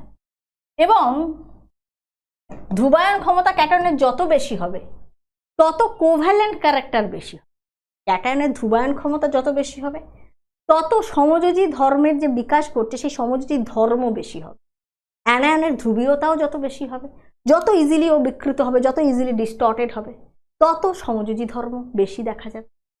সুতরাং সমযোজী ধর্ম কিসের উপর নির্ভর করে ডাইরেক্টলি যদি আমি লিখি, প্রথম কথা এটা লিখে দিলাম, এটা হচ্ছে ক্যাটায়নের ধ্রুবায়ন ক্ষমতা আমরা এইভাবে প্রকাশ করতে পারি, ক্যাটায়নের চার্জ বেশি, হাই চার্জ, ক্যাটায়নের চার্জ বেশি মানে তার ধ্রুবায়ন ক্ষমতা ফাই বেশি, ডাইরেক্ট রিলেশন। ক্যাটায়নের ব্যাসার্ধ যত কম তার মানে কি সাইজ ছোট হবে, সাইজ ছোট মানে সে স্মল সাইজ ক্যাটায়ন বেশি পোলারাইজিং পাওয়ার দেখাবে, তার মানে এটা যদি কম হয় এটা বেশি হবে। সুতরাং এইখান থেকেও যেরকম লিখতে পারি, আর আমি ডাইরেক্টলিও একই জিনিস একইভাবে রিলেট করে লিখতে পারি যে ক্যাটায়নের ক্ষেত্রে ক্ষুদ্র আকার স্মল সাইজ এবং অধিক চার্জ অর্থাৎ অধিক চার্জ মানে হাই চার্জ, ক্ষুদ্র আকার আর high charge, small size cation বেশি পোলারাইজিং পাওয়ার দেখায়, এবং বেশি চার্জ মানেই অটোমেটিক ক্যাটায়নের চার্জ বেশি মানে পজিটিভ চার্জ বেশি, তার মানে তার সাইজ এমনি কম হয়ে যাবে, তো সাইজ কম মানে তার পোলারাইজিং পাওয়ার বেশি। যেভাবে খুশি তুমি রিলেট করো সেম জিনিস ওখানে লেখা আছে, স্মল সাইজ হলে ফাই বাড়বে আর চার্জ বেশি হলেও ফাই বাড়বে, সুতরাং সেম জিনিস লিখেছি, ভেরি ইম্পর্টেন্ট পয়েন্ট। আর অ্যানায়নকেও দিয়েও তুমি ব্যাপারটাকে কম্পেয়ার করতে পারো। অ্যানায়নের ক্ষেত্রে মাথায় রাখতে হবে অ্যানায়নের সাইজ যত বড় হবে, বৃহৎ আকার, অ্যানায়নের আকার বড় মানে সে ইজিলি ডিস্টর্টেড হয়ে যাবে, অ্যানায়নের যত সাইজ বড় হবে তার ইলেকট্রন পরিমণ্ডলকে একটা ক্যাটায়ন খুব ইজিলি বিকৃত করতে পারবে। সুতরাং অ্যানায়ন সহজে বিকৃত হচ্ছে মানে ওর পোলারাইজেবিলিটি বেশি, ধ্রুবীয়তা বেশি, তো সেক্ষেত্রে পোলারাইজেশন বেশি। ক্যাটায়ন যত ভালোভাবে ধ্রুবায়ন ক্ষমতা দেখাবে এবং অ্যানায়ন যত ভালোভাবে সে বিকৃত হয়ে যাবে, সুতরাং টোটাল ঘটনাটাই তো পোলারাইজেশন। সুতরাং এখানে বিকৃতির কথা বলা হচ্ছে, এই বিকৃত হওয়ার ঘটনা এটাই তো পোলারাইজেশন আমরা বলছি। তো এটা হচ্ছে মানে সমযোজী ধর্ম বেশি দেখাবে। তাহলে বৃহৎ আকার এবং চার্জ কিন্তু সেম, অ্যানায়নের চার্জ যত বেশি হবে, ক্যাটায়নের চার্জ বেশি হলে যেরকমটা দেখছি আমরা সাইজ ছোট হবে, ক্যাটায়নের চার্জ বেশি মানে তার পজিটিভ চার্জ ডেন্সিটি বেশি, সে বেশি বিকৃত করার ক্ষমতা দেখাবে। সেম জিনিস অ্যানায়নেরও চার্জ বেশি মানে ওকে বিকৃত করা অনেক সুবিধা হবে। সুতরাং চার্জের ক্ষেত্রে দুটোই কিন্তু সেম জিনিস হবে, এরও হাই চার্জ ওরও হাই চার্জ, কিন্তু সাইজ এর স্মল সাইজ ক্যাটায়ন আর লার্জ সাইজ অ্যানায়ন। এবং এগুলো কি লিখলাম, এগুলোর মাধ্যমে আমরা বলতে পারবো যে সমযোজী ধর্ম বেশি হবে, এই কন্ডিশনগুলো আমরা দেখলে বলতে পারবো। ক্যাটায়নের এই জিনিসটাই এই ফাই এর মাধ্যমে রিপ্রেজেন্ট করা হয়েছে। এবং ভেরি ইম্পর্টেন্ট পয়েন্ট সেটা হচ্ছে গলনাঙ্ক দিয়ে প্রশ্ন আসে, যেটা হচ্ছে melting point is inversely proportional with covalent character. সমযোজী ধর্ম যত বেশি হবে গলনাঙ্ক তত কম হবে, কারণ ইনভার্স রিলেশন আমরা দেখছি। ঠিক আছে, বোঝা গেছে? আশা করি বোঝা গেছে। চলো এবার আস্তে আস্তে আমরা কোয়েশ্চেনের দিকে যাব, কারণ এরপরে যে টপিকগুলো আছে সেগুলো বুঝবো, কিন্তু কোয়েশ্চেনটা বেশি করে দেখবো, এক্সাম্পল দেখবো। জাস্ট ভিএসিপি আর থিওরির পয়েন্টগুলো একবার আমরা রিড করি, তারপরে এক্সাম্পল তো আমি দেবো, এক্সাম্পলের সাথে সাথে আমরা প্রশ্নও দেখব। দেখো এখানে ভিএসিপিআর তত্ত্বে কি বলা হচ্ছে, ভিএসিপিআর তত্ত্ব valence shell electron pair repulsion theory. অর্থাৎ ভ্যালেন্স সেল মানে যোজ্যতা কক্ষের যে ইলেকট্রন জোর, এই ইলেকট্রন জোর, যোজ্যতা কক্ষের ইলেকট্রন জোর, যখনই আমরা কোনো যৌগের অণুর ক্ষেত্রে এক্সাম্পল দেখব, সেখানে কেন্দ্রীয় পরমাণুর যে টোটাল ইলেকট্রন পেয়ার, তার মধ্যে বন্ধন ইলেকট্রন জোর এবং তার মধ্যে নিঃসঙ্গ ইলেকট্রন জোর উভয়ই থাকতে পারে। যে ক্ষেত্রে কোনো নিঃসঙ্গ ইলেকট্রন জোর নেই, লোন পেয়ার নেই, সেক্ষেত্রে অনলি বন্ড পেয়ার থাকবে। কিন্তু এই ইলেকট্রন পেয়ার মানেই তাদের মধ্যে রিপালশন হবে। বন্ড পেয়ারকে রিপেল করে, লোন পেয়ারকেও করে, আবার লোন পেয়ারও রিপালশন হয়। এই যে রিপালশন অর্ডার, সেটা কি অর্ডারে রিপালশন কার বেশি কার কম, এই সব কিছু আমরা এখানে পড়ব। প্রথম পয়েন্ট দেখো, কোনো সমযোজী যৌগের অণুর আকৃতি ওই অণুটির কেন্দ্রীয় পরমাণুর যোজ্যতা কক্ষের মোট ইলেকট্রন জোরের সংখ্যা, অর্থাৎ যোজ্যতা কক্ষের বন্ধন ইলেকট্রন জোর, বন্ড পেয়ারের কথা বলছে, বন্ড পেয়ার এবং নিঃসঙ্গ ইলেকট্রন জোর অর্থাৎ লোন পেয়ার, তার মোট সংখ্যা বা স্টেরিক সংখ্যা, এই lone pair plus bond pair এটাকেই স্টেরিক নাম্বার বলে, সেটার উপর ডিপেন্ড করে। দ্বিতীয় পয়েন্ট বলছে কেন্দ্রীয় পরমাণুর যোজ্যতা কক্ষে বন্ধন ইলেকট্রন জোরের সঙ্গে নিঃসঙ্গ ইলেকট্রন জোর উপস্থিত থাকলে অণুর সুষম জ্যামিতিক আকারের সামান্য বিকৃতি ঘটে। সুতরাং শুধু বন্ড পেয়ার থাকলে একরকম আমরা আইডিয়াল জিওমেট্রি পাবো, কিন্তু তার সঙ্গে যদি লোন পেয়ার প্রেজেন্ট থাকে তাহলে কিন্তু সুষম জ্যামিতিক আকারের বিকৃতি ঘটে, এবং লোন পেয়ার প্রেজেন্ট থাকার জন্য তার আকৃতি কি হবে, তার গঠন কীরকম হবে, সেগুলো আমরা দেখব এক্সাম্পলের মাধ্যমে। এবং এই যে বিকর্ষণের কথা বলছে পরের পয়েন্টে বলছে, দেখো কেন্দ্রীয় পরমাণুর সঙ্গে, আচ্ছা পরের পয়েন্টের আগে এইখানেই আমি আগে লিখে দিই, এই যে লোন পেয়ার থাকলে এই যে রিপালশন হবে, এবং এক্ষেত্রে আমরা অ্যাঙ্গেলেও যে বন্ধন কোণের যে চেঞ্জ হয়ে যাচ্ছে সেটাও দেখব। তো এক্ষেত্রে রিপালশন অর্ডার হচ্ছে লোন পেয়ার রিপালশন সব থেকে বেশি, তারপরে lone pair bond pair repulsion, এবং তারপরে হচ্ছে bond pair. Very important point. হ্যাঁ, নিঃসঙ্গ জোরের মধ্যে যে বিকর্ষণ সেটা সর্বাধিক, তারপর লোন পেয়ার বন্ড পেয়ার, এবং তারপর বন্ড পেয়ার। পরের পয়েন্ট বলছে কেন্দ্রীয় পরমাণুর সঙ্গে যুক্ত অন্য পরমাণুগুলোর তড়িৎ ঋণাত্মকতা, ইলেকট্রোনেগেটিভিটি পার্থক্যের উপর দুটি বন্ধন জোরের মধ্যে বিকর্ষণ মাত্রা নির্ভর করে, এবং এই বিকর্ষণের উপর ডিপেন্ড করে আমরা বন্ড অ্যাঙ্গেলের চেঞ্জটা দেখতে পাই। ঠিক আছে, তারপরের পয়েন্ট বলছে অণুর জ্যামিতিক আকৃতি নির্ধারণের ক্ষেত্রে পাই বন্ধনে অংশগ্রহণকারী ইলেকট্রনগুলির প্রভাব সাধারণত বিবেচিত হয় না। দেখো সিগমা বন্ড আর পাই বন্ড কি করে তৈরি হচ্ছে আমি বলবো, কিন্তু পাই বন্ধনের ইলেকট্রন মেঘ সিগমা বন্ধনের মতো দুটি পরমাণুর নিউক্লিয়াস দ্বারা দৃঢ়ভাবে আকর্ষিত থাকে না এবং দ্বিবন্ধন ও ত্রিবন্ধন এক বন্ধনের তুলনায় অধিক স্থান অধিকার করে। তাই বহু বন্ধন মানে দ্বি বা ত্রিবন্ধনের কথা বলছে, মাল্টিপল বন্ড, এক বন্ধনের তুলনায় তার রিপালশন অনেক বেশি হয়, বিকর্ষণ বেশি ঘটায়। এই বিকর্ষণের ক্রমটা হচ্ছে বহু বন্ধন সব থেকে বেশি, তারপরে বহু বন্ধন এক বন্ধন, তারপরে হচ্ছে এক বন্ধন মানে সিঙ্গেল বন্ডের কথা বলছে। এই পয়েন্টে বলছে কেন্দ্রীয় পরমাণুর যোজ্যতা কক্ষে ফাঁকা কক্ষ উপস্থিত থাকলে কেন্দ্রীয় পরমাণুর উপরিস্থিত নিঃসঙ্গ ইলেকট্রন জোড় বন্ধন জোড় বা অন্য নিঃসঙ্গ জোড়কে অধিক মাত্রায় বিকর্ষণ করে, যার ফলে বন্ধন কোণের সংকোচন মাত্রা বৃদ্ধি পায়। তো বুঝতে পারছো এখানে এই পয়েন্টগুলো তো রয়েছে, কিন্তু আমরা বিভিন্ন এক্সাম্পল এখানে দেখব। বেসিক্যালি কোন এক্সাম্পলে কোনটা হচ্ছে এরকম বেশ কিছু ইম্পর্টেন্ট এক্সাম্পল তো আমরা দেখব। যেমন ধরো খুব কমন একটা এক্সাম্পল প্রথম আমি দিচ্ছি, সেটা হচ্ছে মিথেন, আচ্ছা NH3 অ্যামোনিয়া আর হচ্ছে H2। এটা এক্সাম্পলটা দেখার আগে আমি বলবো তোমাদের সংকরায়ন নিয়ে। কেন্দ্রীয় পরমাণুর সংকরায়ন অবস্থা কি করে তোমরা নির্ণয় করবে? কেন্দ্রীয় পরমাণুর সংকরায়ন অবস্থা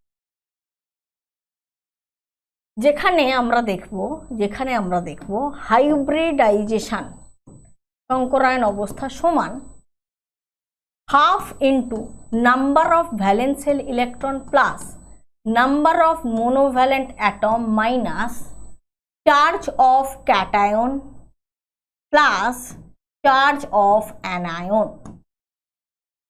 দেখো কোনটা কি বলে আরেকবার লিখে দিচ্ছি। নাম্বার অফ ভ্যালেন্সিয়াল ইলেকট্রন মানে হচ্ছে যোজ্যতা কক্ষের ইলেকট্রন সংখ্যা বা যোজক ইলেকট্রন সংখ্যা, ঠিক আছে, যোজক ইলেকট্রন সংখ্যা, ভ্যালেন্সিয়ালে কতগুলো ইলেকট্রন রয়েছে। এটা আমরা ফর্মাল চার্জের ক্ষেত্রে এই সেম জিনিস দেখেছি, যোজক ইলেকট্রন সংখ্যা অর্থাৎ ভ্যালেন্সিয়ালের ইলেকট্রন সংখ্যা। নাম্বার অফ মোনোভ্যালেন্ট অ্যাটম মানে হচ্ছে মোনোভ্যালেন্ট অ্যাটম, MV হচ্ছে মোনোভ্যালেন্ট অ্যাটম, তার মানে হচ্ছে একযোজী পরমাণুর সংখ্যা। এগুলো সংক্ষিপ্ত আকারে লেখার জন্য এইভাবে লেখা হয়েছে, একযোজী পরমাণুর সংখ্যা। এবং Q of cation, that is ক্যাটায়নের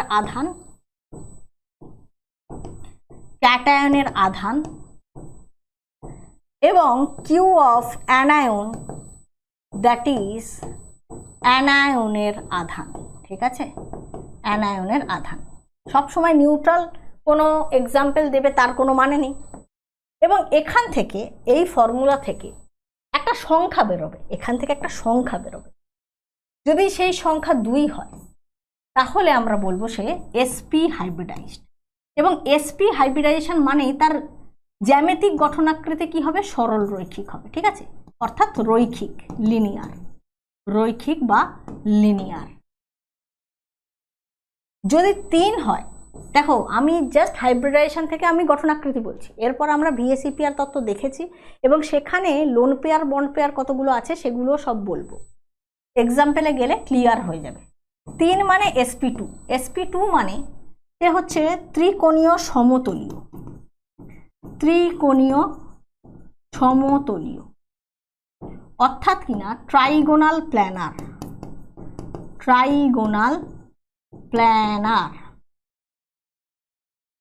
যদি 4 বেরোয় হাইব্রিডাইজেশন হবে sp3 হাইব্রিডাইজেশন। এবং সেক্ষেত্রে আমরা দেখব যে চতুস্তলকীয় বা টেট্রাহেড্রাল যদি 5 হয় তাহলে হবে sp3d।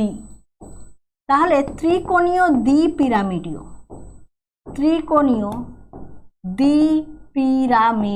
ট্রাইগোনাল বাইপিরামিডাল, সংক্ষেপে আমরা এটাকে TBP লিখি।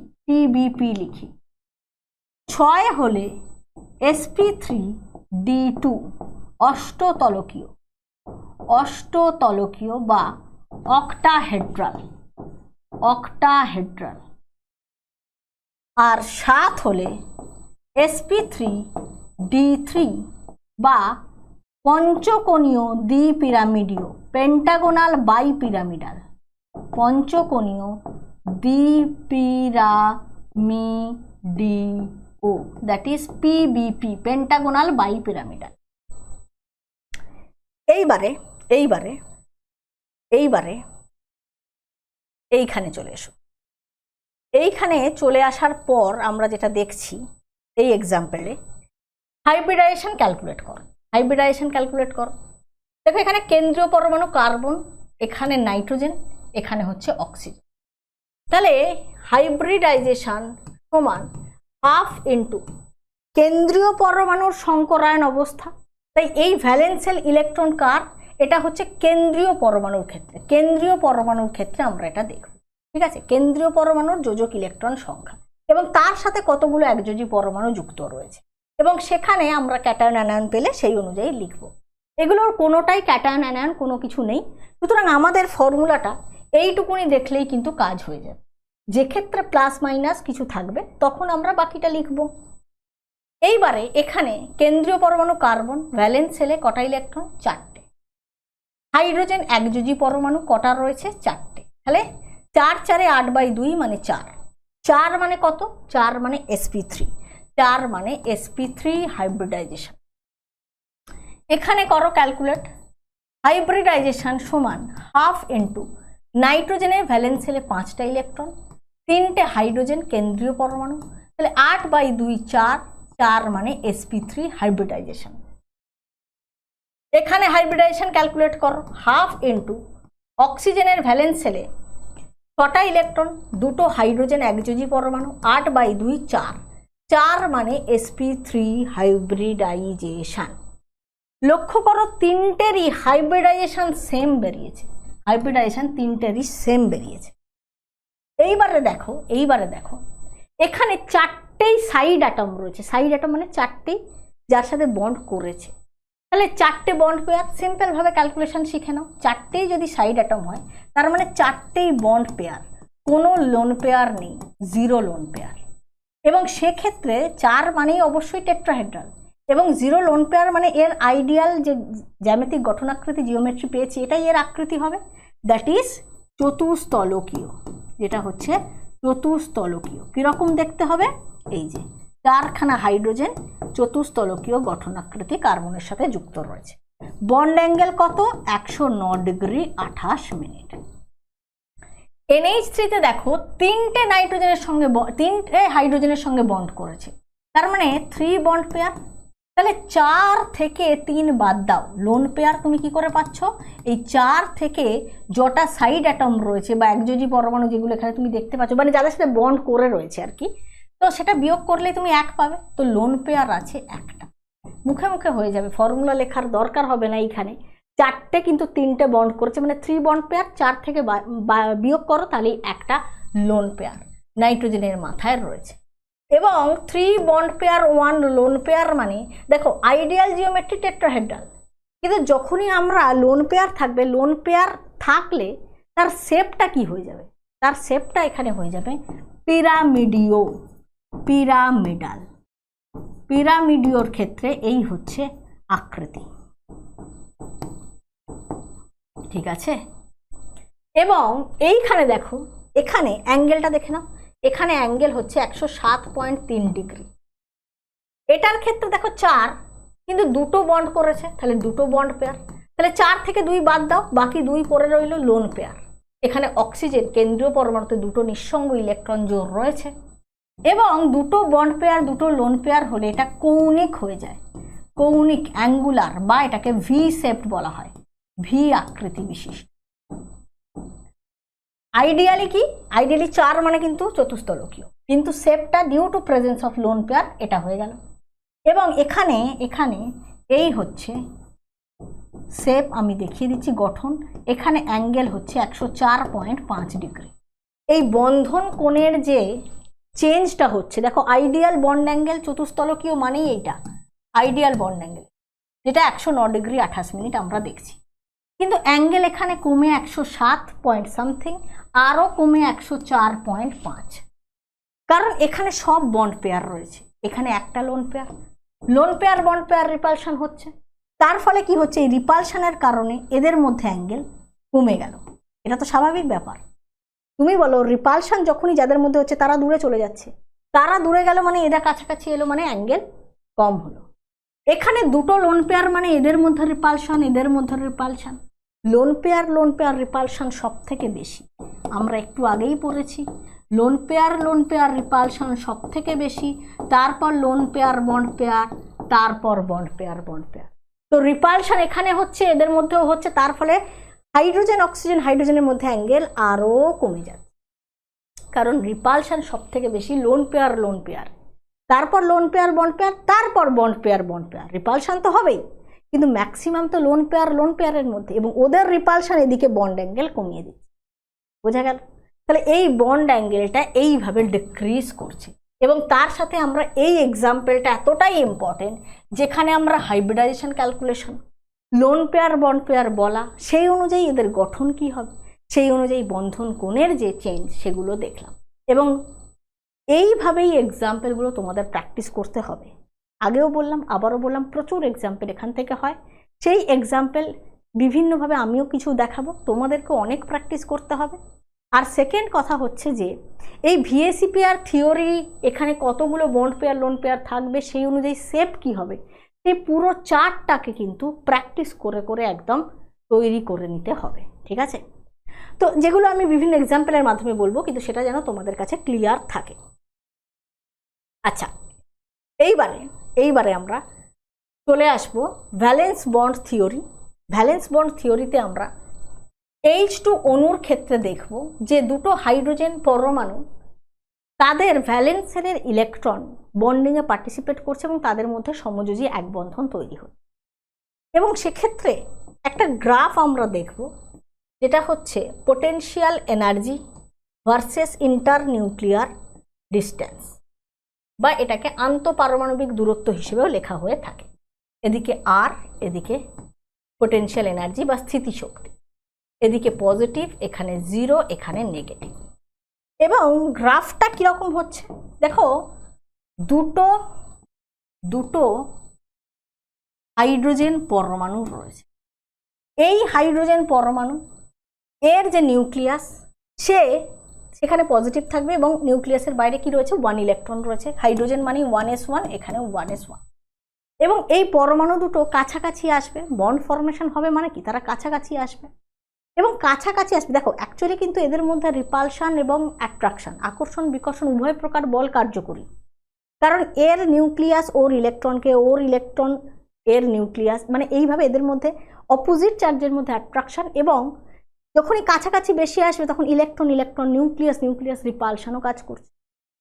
কিন্তু একটা মিনিমাম ডিস্টেন্স যতটুকু ওরা আসা পসিবল, যে সময় অ্যাট্রাকশন আর রিপালশন ইকুয়াল হবে, তখন আমরা দেখব যে এদের মধ্যে বন্ড ফর্মেশন হচ্ছে এবং মিনিমাম এনার্জি রিলিজ, মানে যতটা ম্যাক্সিমাম এনার্জি রিলিজ করে তাদের এনার্জি মিনিমাম হচ্ছে।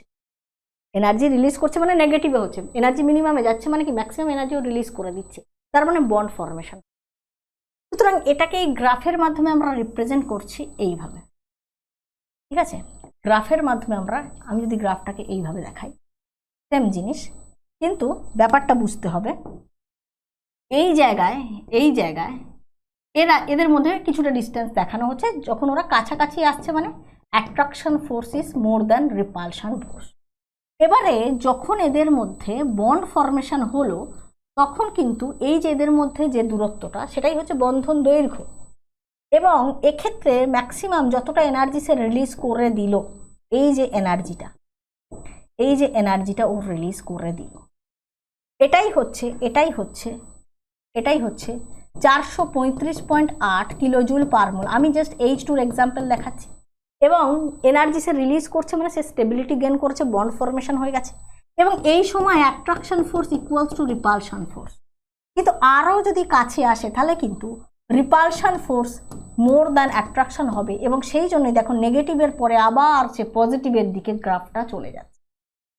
যখনই কোনো দুটো পরমাণু নিজেদের মধ্যে বন্ধন গঠন করছে এবং তারা স্থিতিশীলতা লাভ করছে, এনার্জি তারা রিলিজ করছে, বন্ড ফরমেশন মানে এনার্জি রিলিজ করছে, এনার্জি রিলিজ করেছে বলে এটা এইভাবে দেখানো হচ্ছে, মানে মিনিমাম এই লেভেলে চলে গেছে, অর্থাৎ ম্যাক্সিমাম এনার্জিও রিলিজ করে দিয়েছে।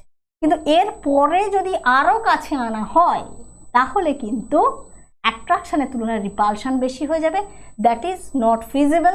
অর্থাৎ সেক্ষেত্রে কিন্তু দেখো এটা পজিটিভের দিকে যাচ্ছে, কিন্তু পোটেনশিয়াল এনার্জি সবসময় মিনিমামে যাবে, ঠিক আছে। সুতরাং এই ক্ষেত্রে আমরা এই যে ডিস্টেন্সটা পাচ্ছি, যেটা হচ্ছে বন্ধন দৈর্ঘ্য, এই এনার্জিটাকে বলা হচ্ছে বন্ড এনার্জি, আর এই দৈর্ঘ্যটাকে বলা হচ্ছে বন্ড লেন্থ বা bond energy, that is 74 picometre for H2 molecule. আমরা H2 এর ক্ষেত্রে দেখছি, ঠিক আছে। H2 এর ক্ষেত্রে আমরা দেখছি দুটো হাইড্রোজেন পরমাণুর মধ্যে সমযোজী এক বন্ধন গঠন হলো, এবং এক্ষেত্রে আমরা জাস্ট একটা গ্রাফ দেখলাম যে পরমাণুগুলো কাছাকাছি এসে তাদের মধ্যে বন্ড ফরমেশন হয়েছে এবং যে এনার্জি সে ম্যাক্সিমাম রিলিজ করলো তার এনার্জি তখন মিনিমামে চলে গেছে, যতটা এনার্জি ম্যাক্সিমাম রিলিজ করা পসিবল করেছে তার নেগেটিভে এসছে -435। আমি এখানে মাইনাস লিখিনি কারণ অলরেডি এটা নেগেটিভেই দেখানো হচ্ছে, আমি জাস্ট এইটুকুনি ডিস্টেন্সটাকে লিখেছি যে এইটা কতটা, এই চেঞ্জটা লিখেছি 435.8, সেটা নেগেটিভে গেছে। তাহলে এটাই হচ্ছে ওর বন্ড এনার্জি, আর এদের মধ্যে যে ডিস্টেন্স রয়েছে পরমাণু দুটোর মধ্যে যে আন্তঃনিউক্লিয় যে দূরত্ব, দ্যাট ইজ বন্ধন দৈর্ঘ্য। এবং এটাকেই আমরা যখন মলিকিউলার অরবিটাল থিওরির মাধ্যমে এদের ওভারল্যাপ দেখব, তখন আমরা দেখব ওভারল্যাপের মাধ্যমে পারমাণবিক কক্ষকগুলো অভিলেপনের মাধ্যমে আণবিক কক্ষক গঠন করছে। এবং সেক্ষেত্রে আমরা কীরকমটা দেখব, দেখো ওভারল্যাপের এক্সাম্পল যদি দেখি তাহলে এক্ষেত্রে এই যে হাইড্রোজেন আর এই যে হাইড্রোজেন, এদের ক্ষেত্রে এই 1s এই ওভারল্যাপটা হচ্ছে, ওভারল্যাপের ফলে এস ওভারল্যাপের ফলে আমরা এখানে সিগমা বন্ড পাচ্ছি, এবং এভাবে sp ওভারল্যাপও হতে পারে। কিন্তু মাথায় রাখতে হবে সিগমা বন্ধন কখন ফরমেশন হবে, যখন অক্ষ বরাবর অভিলেপন হবে। দুটো পারমাণবিক কক্ষক হতে পারে, বা অনেক সময় আমরা সংকর কক্ষকের মধ্যেও আমরা ওভারল্যাপ দেখব, কিন্তু হেড অন ওভারল্যাপ, অক্ষ বরাবর অভিলেপনের মাধ্যমে সিগমা বন্ধন তৈরি হয়।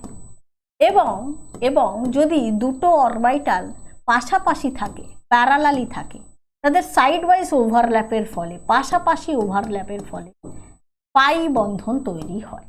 একটা এক্সাম্পল দেখো, অ্যাসিটিলিনের এক্সাম্পল আমি দিচ্ছি। অ্যাসিটিলিনের এক্সাম্পলটা খুব ভালো করে বুঝলে বাকিগুলো তোমরা নিজেরাই প্র্যাকটিস করতে পারবে। দেখো এই কার্বন না, এখানে sp হাইব্রিডাইজড আছে। কার্বনের হাইব্রিডাইজেশন তোমরা কি করে বুঝবে? sp3, sp2, sp, এই 3 ধরনের হাইব্রিডাইজেশন কার্বনের হয়ে থাকে।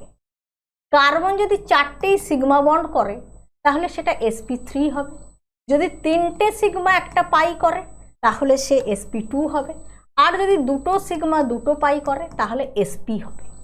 আর কখন সিগমা বুঝবে?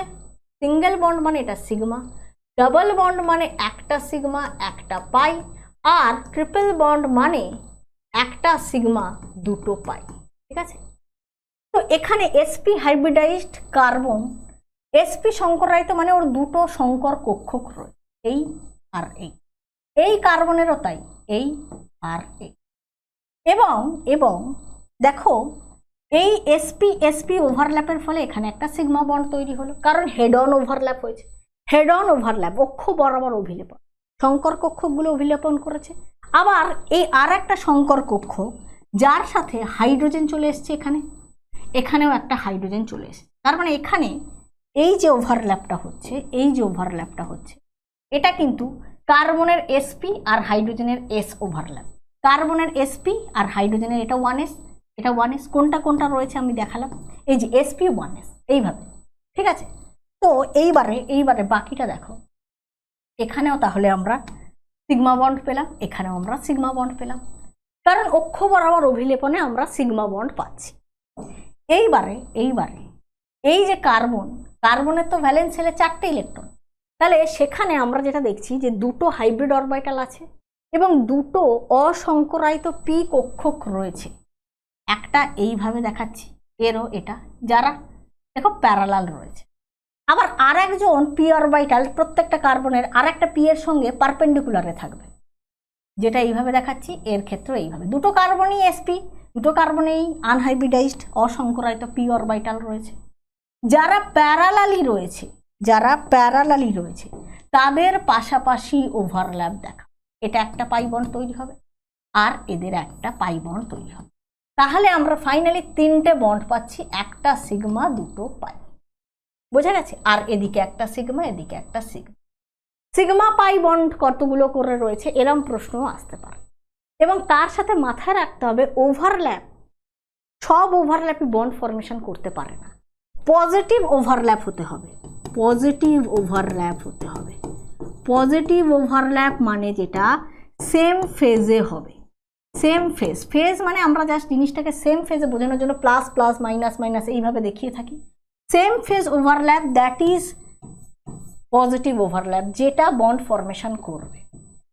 নেগেটিভ ওভারল্যাপ বা জিরো ওভারল্যাপ, যে নেগেটিভ ওভারল্যাপ মানে অপোজিট ফেজ, অপোজিট ফেজ। ধরো আমি এইভাবে একটা লিখলাম আর একটা এইভাবে লিখলাম, এবারে এটা প্লাস এটা মাইনাস, এটা মাইনাস এটা প্লাস, তাহলে দিস ইজ নেগেটিভ ওভারল্যাপ হয়ে গেল।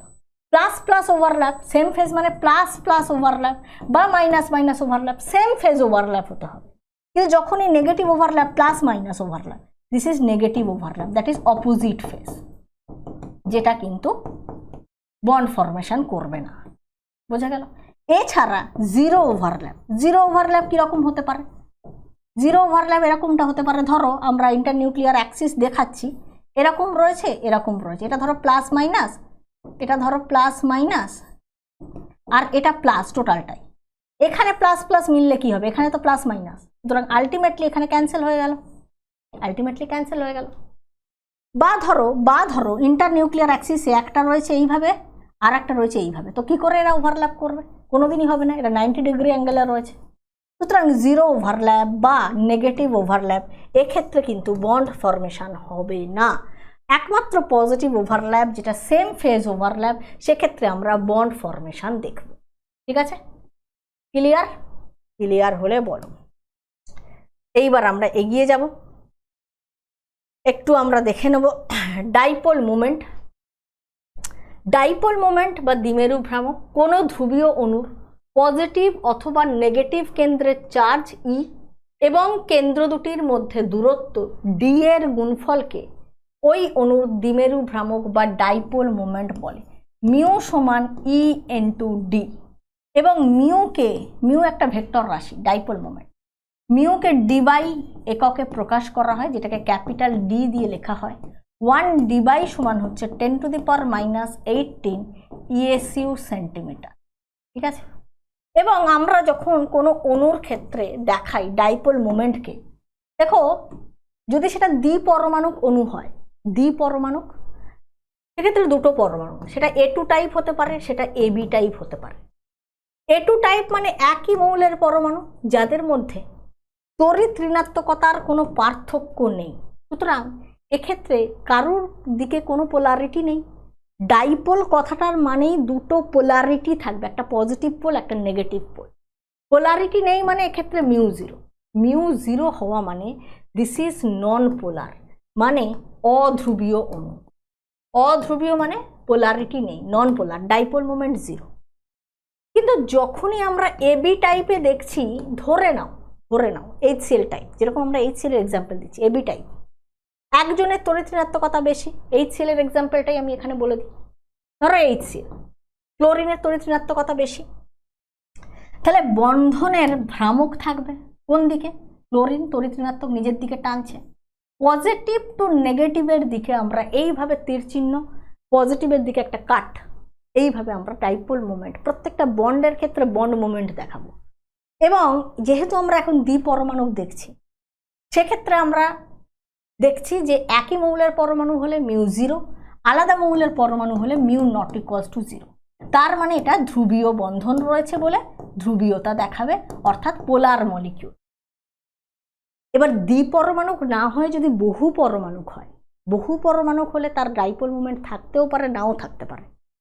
প্রতিটি বন্ধন ভ্রামক বা বন্ডের মধ্যে পোলারিটি থাকতে পারে, কিন্তু পোলারিটি আছে মানে সে সামগ্রিকভাবে পোলার হবে তার কোনো মানে নেই। অর্থাৎ অর্থাৎ বহু পরমাণুক অণুর ক্ষেত্রে, এগুলো তো দ্বিপরমাণুক, বহু পরমাণুক অণুর ক্ষেত্রে বন্ধনের ধ্রুবীয়তা থাকলেও সামগ্রিকভাবে অণুটি ধ্রুবীয় হতে পারে, আবার অধ্রুবীয় হতে পারে। ধ্রুবীয় হওয়া মানে মিউ নট ইকুয়ালস টু 0, আবার অধ্রুবীয় অর্থাৎ মিউ ইকুয়ালস টু 0 হতে পারে। তার মানে কি বোঝাচ্ছে? তার মানে হচ্ছে পোলার বন্ড আছে, বন্ধনের ধ্রুবীয়তা আছে মানে কি পোলার বন্ড আছে, পোলার বন্ড আছে। পোলার বন্ড আছে মানে তুমি সামগ্রিকভাবে তাকে পোলার বলে দিতে পারো না। এটা কিসের উপর ডিপেন্ড করবে? তার জ্যামিতিক গঠনাকৃতির উপর নির্ভর করবে, জ্যামিতিক গঠনের উপর নির্ভর করবে। এবং সিম্পল একটা ভেক্টরের ফর্মুলা, মিউ রেজাল্ট্যান্ট বা লব্ধি ডাইপোল মোমেন্ট ক্যালকুলেট করার জন্য যদি দুটো ডাইপোল μ1 μ2 থিটা অ্যাঙ্গেলে কাজ করে, তাহলে মিউ রেজাল্ট্যান্ট আমরা লিখব μ1 square plus μ2 square root over দিয়ে প্লাস 2 μ1 μ2 কস থিটা। এবং যেহেতু কস থিটা, তো থিটা আমরা এখানে থিটা অ্যাঙ্গেল কত রয়েছে, থিটা যত বেশি হবে মিউ রেজাল্ট্যান্ট তত কমে যাবে, ঠিক আছে? কারণ কস থিটা আর থিটা, থিটা 0 হয়ে গেলে কস থিটা 1 হয়ে যাবে। তো সেই জন্য থিটা অনুযায়ী আমরা ডাইরেক্টলি মিউ রেজাল্ট্যান্ট এখানে লিখে দিতে পারবো। সেরকমই কিছু এক্সাম্পল এখানে দেখে নাও। অণুর জ্যামিতিক আকৃতি, যেরকম ধরো আমরা বলছি যে কার্বন ডাই অক্সাইডের ক্ষেত্রে কিন্তু পোলার বন্ড রয়েছে, কারণ কার্বন ডেল পজিটিভ আর অক্সিজেন ইজ মোর ইলেকট্রোনেগেটিভ, তো ডেল নেগেটিভ। তো লিনিয়ারেরা এ যদি রৈখিক গঠনাকৃতি হয়, তাহলে কি হচ্ছে, একটা রেজাল্ট্যান্ট আর একটা রেজাল্ট্যান্ট 180 ডিগ্রি অ্যাঙ্গেলে ক্যান্সেল আউট হচ্ছে, ক্যান্সেল আউট হওয়ার জন্য মিউ 0 হয়ে যাচ্ছে, সুতরাং অধ্রুবীয় হয়ে যাচ্ছে। সুতরাং পোলার বন্ড রয়েছে, কিন্তু তার মানে এই নয় যে তার দ্বিমেরু ভ্রামক থাকতেই হবে। আচ্ছা, যেমন ধরো CCl4, যখনই প্রতিসম গঠনাকৃতি আমরা দেখব না, প্রতিসম গঠনাকৃতি মানেই রেজাল্ট্যান্ট মিউ ক্যান্সেল হয়ে যায়। CCl4 এতে কি হচ্ছে, carbon to chlorine, carbon to chlorine, carbon to chlorine. কিন্তু এখানে টেট্রাহেড্রাল স্ট্রাকচার প্রতিসম গঠনাকৃতির জন্য রেজাল্ট্যান্ট ডাইপোল মোমেন্ট 0, অর্থাৎ এটাও নন পোলার, অধ্রুবীয় হবে। আবার যদি আমি বলি যে NH3, very important example, NH3, নাইট্রোজেনের মাথায় লোন পেয়ার রয়েছে, 3টে হাইড্রোজেন রয়েছে। তাহলে এক্ষেত্রে নাইট্রোজেন ইজ মোর পোলার, এই নাইট্রোজেনের দিকে যাবে, নাইট্রোজেন ইজ মোর ইলেকট্রোনেগেটিভ, এবং লোন পেয়ারের দিকে যাবে। তাহলে সবার রেজাল্ট্যান্ট যাচ্ছে এই দিকে, তার মানে এর রেজাল্ট্যান্ট ডাইপোল মোমেন্ট থাকবে যেটা নট ইকুয়ালস টু 0। সুতরাং এটা হয়ে যাচ্ছে ধ্রুবীয় অণু। সুতরাং পোলার বন্ড থাকলেই পোলারিটি থাকবে সামগ্রিকভাবে, তার কোনো মানে নেই, সেটা ডিপেন্ড করছে কার উপর, জ্যামিতিক আকৃতির উপর। এটা দেখে আমাদেরকে বলতে হবে। আর একটা খুব ইম্পর্টেন্ট এক্সাম্পল দেখো, যেখানে আমরা দেখছি অর্থ ডাইক্লোরোবেনজিন, অর্থ পজিশনে রয়েছে দুটো ক্লোরিন, একটা রয়েছে আর তার অর্থতে আর একটা। আচ্ছা, মেটা ডাইক্লোরোবেনজিন আর হচ্ছে প্যারাডাইক্লোরোবেনজিন।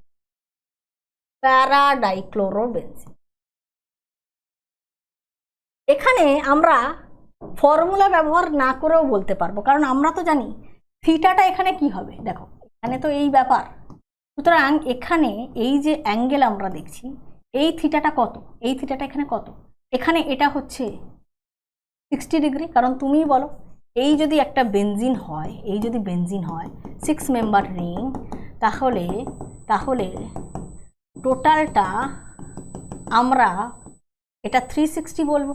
তাহলে এটা 60 60 60 60 60 60 এইভাবে বলতে পারি, ঠিক আছে? 6 ভাগে ভাগ করলাম তো, দেখো না আমি কালার দিয়ে দেখিয়ে দিচ্ছি। 1 2 3 4 5 6। সুতরাং এটা 60 ডিগ্রি অ্যাঙ্গেল থিটা।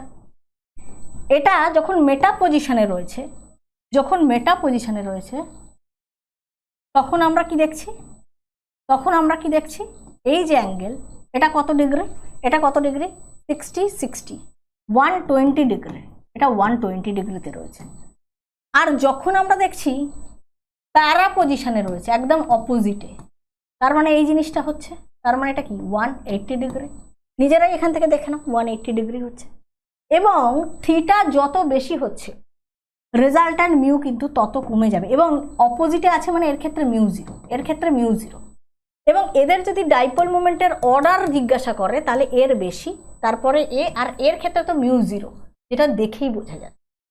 এদের ক্ষেত্রে ভ্যালু বলছি না, কিন্তু অর্ডার লিখতে দিতে পারে। সুতরাং ভ্যালু দেওয়া থাকলেও তোমরা অর্ডার বলতে পারবে কার কম বেশি, কিন্তু তার ব্যাখ্যাটাও জেনে রাখতে হবে যে এই থিটার উপর এটা ডিপেন্ড করছে। আমরা চাইলে এটা এইভাবে ক্যালকুলেট করতে পারি, √μ1² প্লাস μ2² প্লাস 2 μ1 μ2 cos থিটা। ঠিক আছে, থিটা ইনক্রিজ করছে তো কমে যাচ্ছে রেজাল্ট্যান্ট মিউ। আচ্ছা, দেখো ছোট্ট ছোট্ট কিছু জায়গা রয়েছে, যেরকম ধরো রেজোনেন্স, হাইড্রোজেন বন্ডিং, এগুলো তোমাদেরকে একটুখানি দেখতে হবে। আমি একটা করে এক্সাম্পল দিয়ে দেব। দেখো রেজোনেন্সের ক্ষেত্রে যেমন সিম্পল একটা এক্সাম্পল আমি দিচ্ছি, কার্বনেট CO3 2-। এখন এই যে অক্সিজেনের মাথায় নেগেটিভ চার্জ, সেটা এখানে এসে পাই বন্ড তৈরি করবে, এই পাই বন্ডের ইলেকট্রন অক্সিজেনের মাথায় চলে যাবে। তো এইভাবে আমরা রেজোনেটিং স্ট্রাকচারগুলোকে দেখাতে পারবো। এখানে O-, এখানে O-। একইভাবে আমরা এই নেগেটিভটাও এখানে আসতে পারে, এখানে ডাবল বন্ড করবে, এখানে O-, এখানে যেরকম ছিল O- রয়ে গেল। একই রকমভাবে আমরা জিনিসগুলোকে ঘুরিয়ে ফিরিয়ে লিখতে পারি। তার মানে এই যে কার্বন অক্সিজেনের মধ্যে পাই বন্ড, সেটা কিন্তু কোথাও কোনো কার্বন অক্সিজেনের মধ্যে ফিক্সড নেই। দেখো পাই ইলেকট্রনের ডিলোকালাইজেশন হচ্ছে,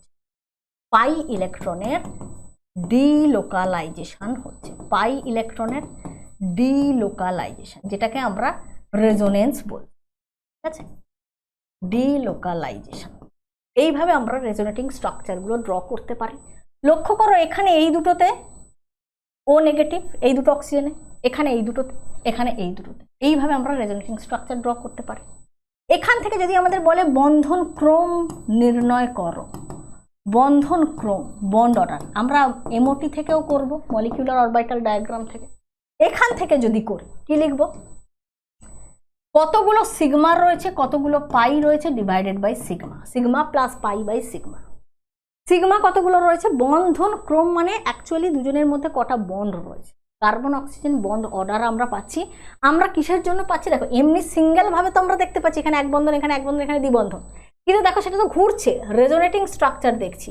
তো রেজোনেটিং স্ট্রাকচারে আমরা যদি রেজোনেন্স হাইব্রিড দেখি, তাহলে এই হচ্ছে রেজোনেন্স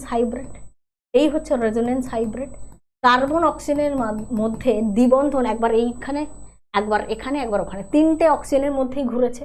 তাহলে এইটাই হচ্ছে আমাদের রেজোনেন্স হাইব্রিড। এটা কি, এটা হচ্ছে রেজোনেন্স হাইব্রিড।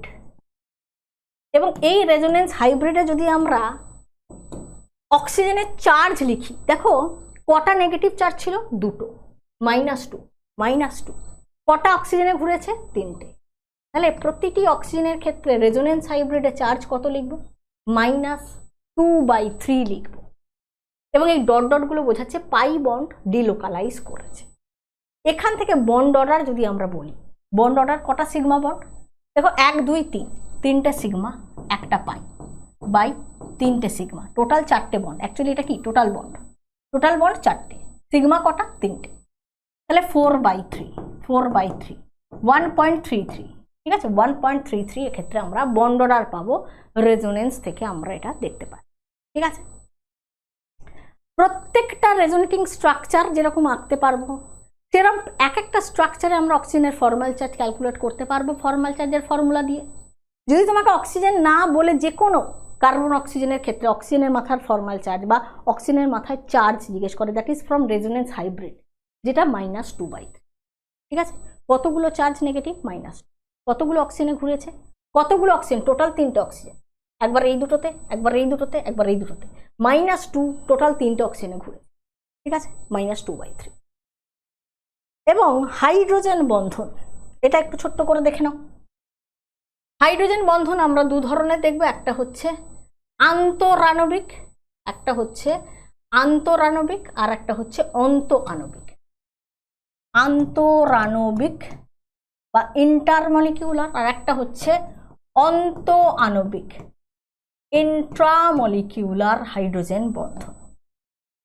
এবং হাইড্রোজেন বন্ধন যদি আন্তরাণবিক হয় তাহলে আলাদা আলাদা অণুর মধ্যে আমরা হাইড্রোজেন বন্ধন দেখব। যেমন ধরো নাইট্রোফেনল আর প্যারানাইট্রোফেনল। প্যারানাইট্রোফেনলের ক্ষেত্রে আমরা যেটা দেখছি যে একই অণু, মানে একই যৌগের অণু অনেকগুলো অণুর মধ্যে, আলাদা আলাদা অণুর মধ্যে হাইড্রোজেন বন্ধন। এইখানে হাইড্রোজেন বন্ধন, এখানে আরো চলবে, এখানে আরো চলবে। এইভাবে অনেকগুলো অণু একসাথে সংযোজিত হয়ে থাকতে পারে এবং সেই জন্য আন্তরাণবিক হাইড্রোজেন বন্ধনের কারণে এর বয়লিং পয়েন্ট বেশি। এটা হচ্ছে প্যারানাইট্রোফেনল। Very important example. এবং অর্থোনাইট্রোফেনলের ক্ষেত্রে আমরা যেটা দেখছি, এখানে OH, এখানে হচ্ছে N+, O-, আর এখানে হচ্ছে ডাবল বন্ড O। তার মানে অর্থ পজিশনে থাকার কারণে এদের মধ্যে পাশাপাশি অবস্থান করছে, তাই এদের মধ্যে অন্তঃআণবিক ইন্ট্রামলিকিউলার হাইড্রোজেন বন্ডিং দেখা যাচ্ছে। কার ক্ষেত্রে? অর্থোনাইট্রোফেনলের ক্ষেত্রে। এবং সেই কারণে এরা একক অণুরূপে অবস্থান করছে, একক অণুরূপে অবস্থান করে। আর তাই এর বয়লিং পয়েন্টের অর্ডার এই জায়গা থেকে আসে। বয়লিং পয়েন্টের অর্ডার কার বেশি হয়? বয়লিং পয়েন্ট প্যারানাইট্রোর ক্ষেত্রে বেশি হয় দেন অর্থ। আমরা এই এক্সাম্পলটা দিয়ে বলছি, হ্যাঁ, এই এক্সাম্পলটা। প্যারার ক্ষেত্রে অনেকগুলো একসাথে রয়েছে, সেপারেট করতে বেশি টেম্পারেচার লাগবে, বয়লিং পয়েন্ট বেশি। একক অনুরূপে রয়েছে, তো অর্থর ক্ষেত্রে কম। বয়লিং পয়েন্ট মানে আমরা স্ফুটনাঙ্কের কথা বলছি। আর যদি ভোলাটিলিটির কথা বলে, উদ্বায়ী, যার স্ফুটনাঙ্ক বেশি সে ইজিলি ভেপার ফেজে যাবে না, বেশি তো। যার স্ফুটনাঙ্ক কম ইজিলি ভেপার ফেজে যাচ্ছে, উদ্বায়িত তার বেশি। তার ঠিক অপোজিট অর্ডার হবে ভোলাটিলিটি। ঠিক আছে? আচ্ছা, তো দেখো প্রশ্নোত্তর পর্বে যাব, অনেক হোমওয়ার্কও দেব। তার আগে আমরা এই জায়গাটা দেখে নিই, very important, molecular orbital theory, যেটাকে আমরা সংক্ষেপে MOT বলে থাকি। যেখানে আমরা দেখছি যে পারমাণবিক কক্ষকগুলোর অভিলেপনের ফলে আণবিক কক্ষক তৈরি হচ্ছে। ঠিক আছে, ধরে নাও আমরা এক্সাম্পল দিচ্ছি H2 অণুর ক্ষেত্রে। তাহলে এখানে একটা হাইড্রোজেনের 1s1 পারমাণবিক কক্ষক, এখানে আর একটা হাইড্রোজেনের 1s1। এগুলো হচ্ছে অ্যাটমিক অরবিটাল। অ্যাটমিক অরবিটাল মানে পারমাণবিক কক্ষক, এবং তাদের অভিলেপনে আণবিক কক্ষক তৈরি হচ্ছে। H2 অণু তৈরি হলো, তার মলিকিউলার অরবিটাল তৈরি হলো। এইটা হচ্ছে যার এনার্জি কম। দেখো এনার্জিটা আমরা এইভাবে বোঝাবো, যার এনার্জি কম অ্যাটমিক অরবিটালের তুলনায় কমে গেল, তার মানে কি? That is bonding molecular orbital, যেটাকে আমরা সিগমা 1s বলি। যেহেতু এখানে 1s ওভারল্যাপে সিগমা বন্ড ফর্মে, ঠিক আছে, সিগমা 1s। আর এটা হচ্ছে অ্যান্টি বন্ডিং মলিকিউলার অরবিটাল, যার এনার্জি বেশি, সিগমা স্টার 1s। বন্ডিংয়ে ইলেকট্রন থাকবে, দ্যাট ইজ স্টেবল।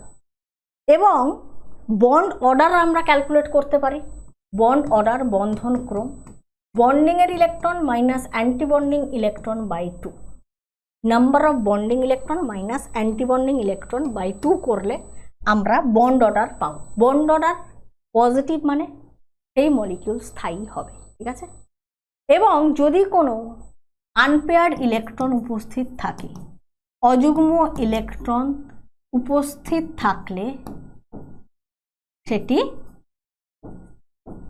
প্যারাম্যাগনেটিক হবে, আর কোনো অযুগ্ম ইলেকট্রন না থাকলে সেটা ডায়াম্যাগনেটিক হয়। ঠিক আছে? এবং হাইড্রোজেনের যেহেতু এখানে একটা ইলেকট্রন, এখানেও একটা ইলেকট্রন, ঠিক আছে। এবারে যখনই আমরা দেখব H2 তৈরি হলো, এখানে কটা ইলেকট্রন থাকবে? দুটো ইলেকট্রন থাকবে।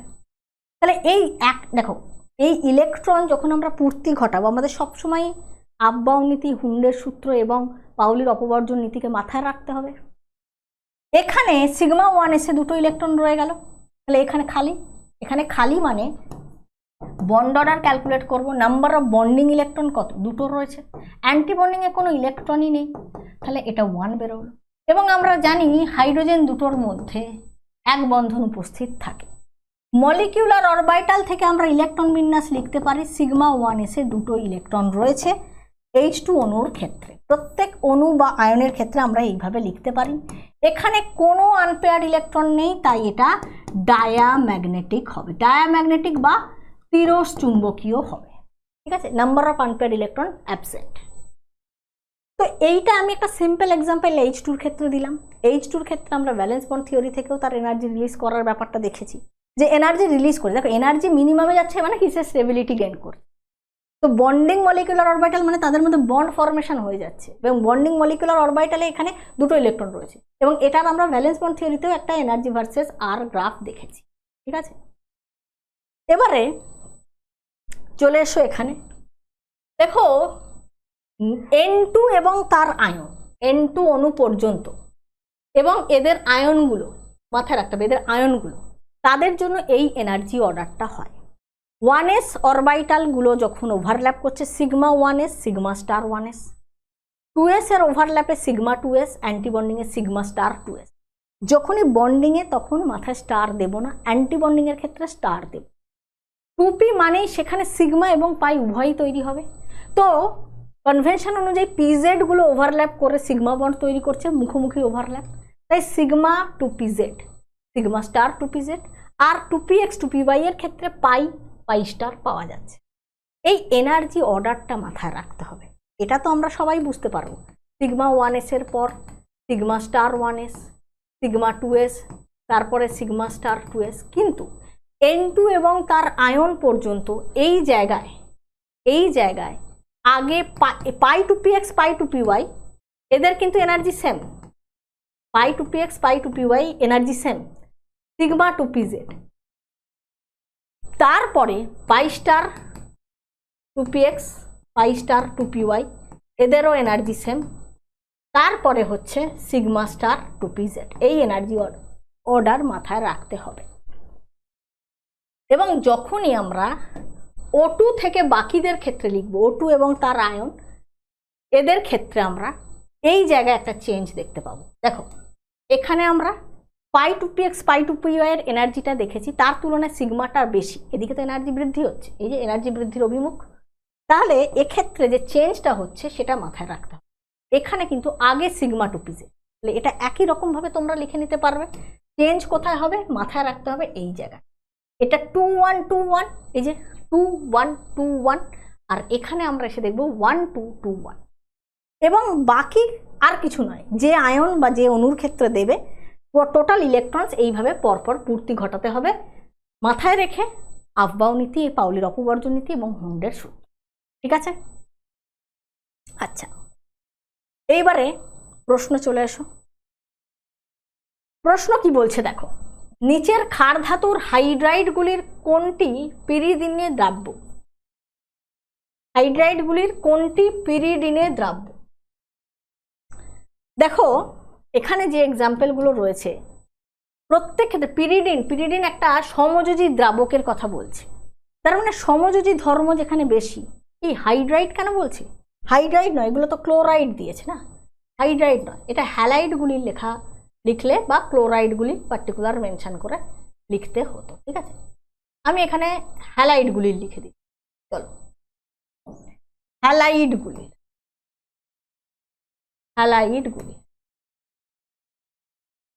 তো দেখো এখানে এই যে ক্লোরাইড প্রত্যেক ক্ষেত্রেই রয়েছে, ক্লোরাইড রয়েছে। সমযোজী ধর্মের ক্রমটা আমরা যদি দেখি তাহলে কি দেখব, দেখো LiCl, এবং এখানে আমি যেহেতু অ্যানায়ন সবাই ক্লোরাইড, তাহলে আমি ক্যাটায়নগুলোকে লিখছি, লিথিয়াম, সোডিয়াম, পটাশিয়াম, রুবিডিয়াম, নেই এখানে সিজিয়াম। তাহলে ডাউন দ্য গ্রুপ ক্যাটায়নের সাইজ বৃদ্ধি পায়, তার মানে স্মল সাইজ। এক্ষেত্রে স্মল সাইজ, ক্ষুদ্র আকার ক্যাটায়নের যদি হয় তাহলে তার কোভ্যালেন্ট ক্যারেক্টার বেশি, কোভ্যালেন্ট ক্যারেক্টার বেশি, তার মানে সমযোজী ধর্ম বেশি। সমযোজী ধর্ম যদি বেশি হয় তাহলে সমযোজী দ্রাবকে সে দ্রাব্য হবে। সুতরাং LiCl অপশন এ কারেক্ট। ঠিক আছে, তো এগুলো আমরা কোথা থেকে রিলেট করলাম, কোন টপিকটা পড়লাম? ফ্যাজান্স রুল। ফ্যাজান্স রুলের যে ক্যাটায়ন অ্যানায়নের যে শর্তগুলো বলছি সেগুলো মাথায় রাখতে হবে। তার সাথে ওয়ান থিং একটা অ্যাড করো, এটা হচ্ছে ধরো তোমাকে দিয়েছে CuCl আর NaCl, এটা একটা ইম্পর্টেন্ট এক্সাম্পল। হ্যাঁ, যেটা ওখানে বলিনি, এখানে এক্সাম্পল হচ্ছে প্রশ্নের মাধ্যমে, তাই এখানে বলছি। কপার প্লাস আর এখানে Na প্লাস। Na প্লাসের ক্ষেত্রে তুমি কি পাচ্ছ? Na প্লাস 10টা ইলেকট্রন হয়ে গেল, 11টা ছিল 10 মানে নিয়নের কনফিগারেশন, মানে এখানে 2s2 2p6 মানে এখানে 8 ইলেকট্রন। ঠিক আছে, আর কপার প্লাস মানে এখানে আর্গন। দেখো কপার মানে হচ্ছে আর্গন 3d, 4s1 3d-তে 10, তাই তো? তাহলে এখানে 4s থেকে একটা চলে গেছে, তাহলে এটা 3d10। এখানে আর্গনে 18টা রয়েছে এবং আর্গনে 18টা ইলেকট্রন, এখানে 10টা। মানে আর্গনের লাস্টে কি রয়েছে? আর্গনের লাস্টে কি রয়েছে? আমি যদি এখানে বলি 3s2 3p6 ভ্যালেন্স সেল যোজ্যতা কক্ষের কথা বলছি, 3d10, এই গল্পটা এখানে রয়েছে।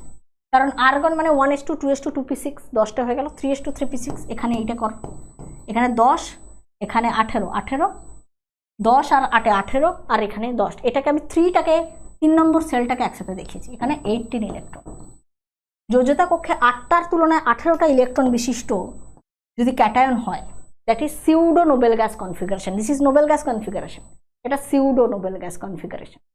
যে সমস্ত ক্যাটায়নের বিকৃতি ঘটানোর ক্ষমতা, অর্থাৎ ধ্রুবায়ন ক্ষমতা, পোলারাইজিং পাওয়ার বেশি।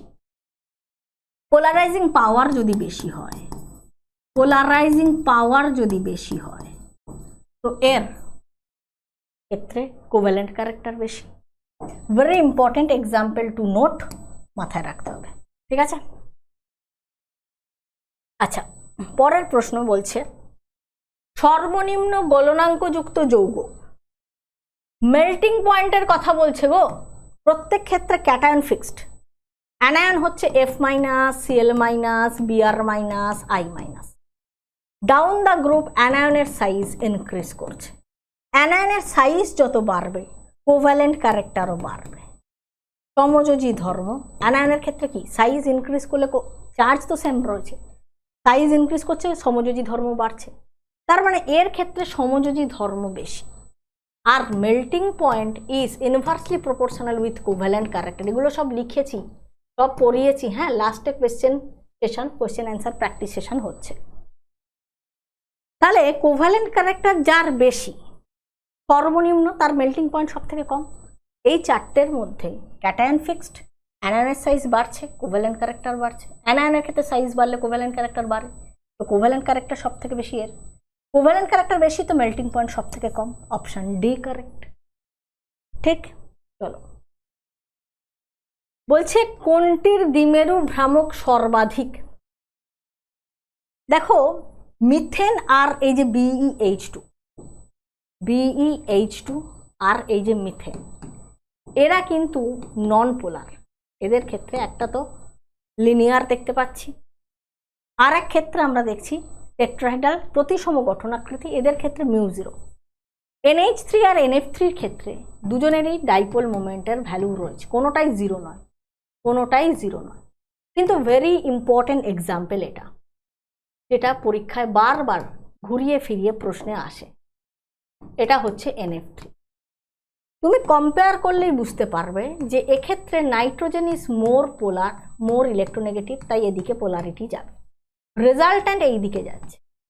ঠিক আছে, তো mu obviously not equal to 0।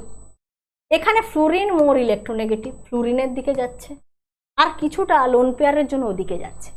সুতরাং রেজাল্ট্যান্ট কিন্তু দেখো এখানে সবই একই দিকে যাচ্ছে, এখানে কিছুটা তো ক্যান্সেল হবে, এই তিনজনের জন্য এদিকে যাচ্ছে, কিছুটা ওদিকে যাচ্ছে, অর্থাৎ ওভারঅল একই দিকে গেলে যা হওয়া উচিত তার তুলনায় এক্ষেত্রে একটু কমবে, থাকবে কিন্তু দুজনেরই, কিন্তু NH3 বেশি হবে। তো সর্বাধিক কে হবে?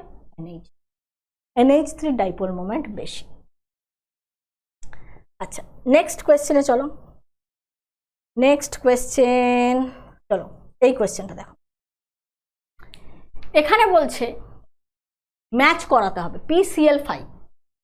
দেখো এদের যে জ্যামিতিক গঠনাকৃতি PCl5, ফসফরাস হচ্ছে ভ্যালেন্স শেলে 5টা ইলেকট্রন, 5টা একযোজী পরমাণু ক্লোরিনের সঙ্গে বন্ড করেছে, 10/2 5, 5 মানে sp3d, 5টাই বন্ড পেয়ার, কোনো লোন পেয়ার নেই, তার মানে এটা ট্রাইগোনাল বাইপিরামিডাল, ত্রিকোণীয় দ্বিপিরামিডীয়, that is 1D 1B 1B 1B, option পেয়ে গেছি 1D। SF6 সেম জিনিস, হাফ ইন্টু ভ্যালেন্স শেলে সালফারের 6টা ইলেকট্রন, 6টা ফ্লুরিন একযোজী, 12/2 6, sp3d2 মানে অক্টাহেড্রাল, অক্টাহেড্রাল মানে অষ্টতলকীয়, 2C পেয়ে তো আগেই গেছি, ম্যাচ করিয়ে নাও।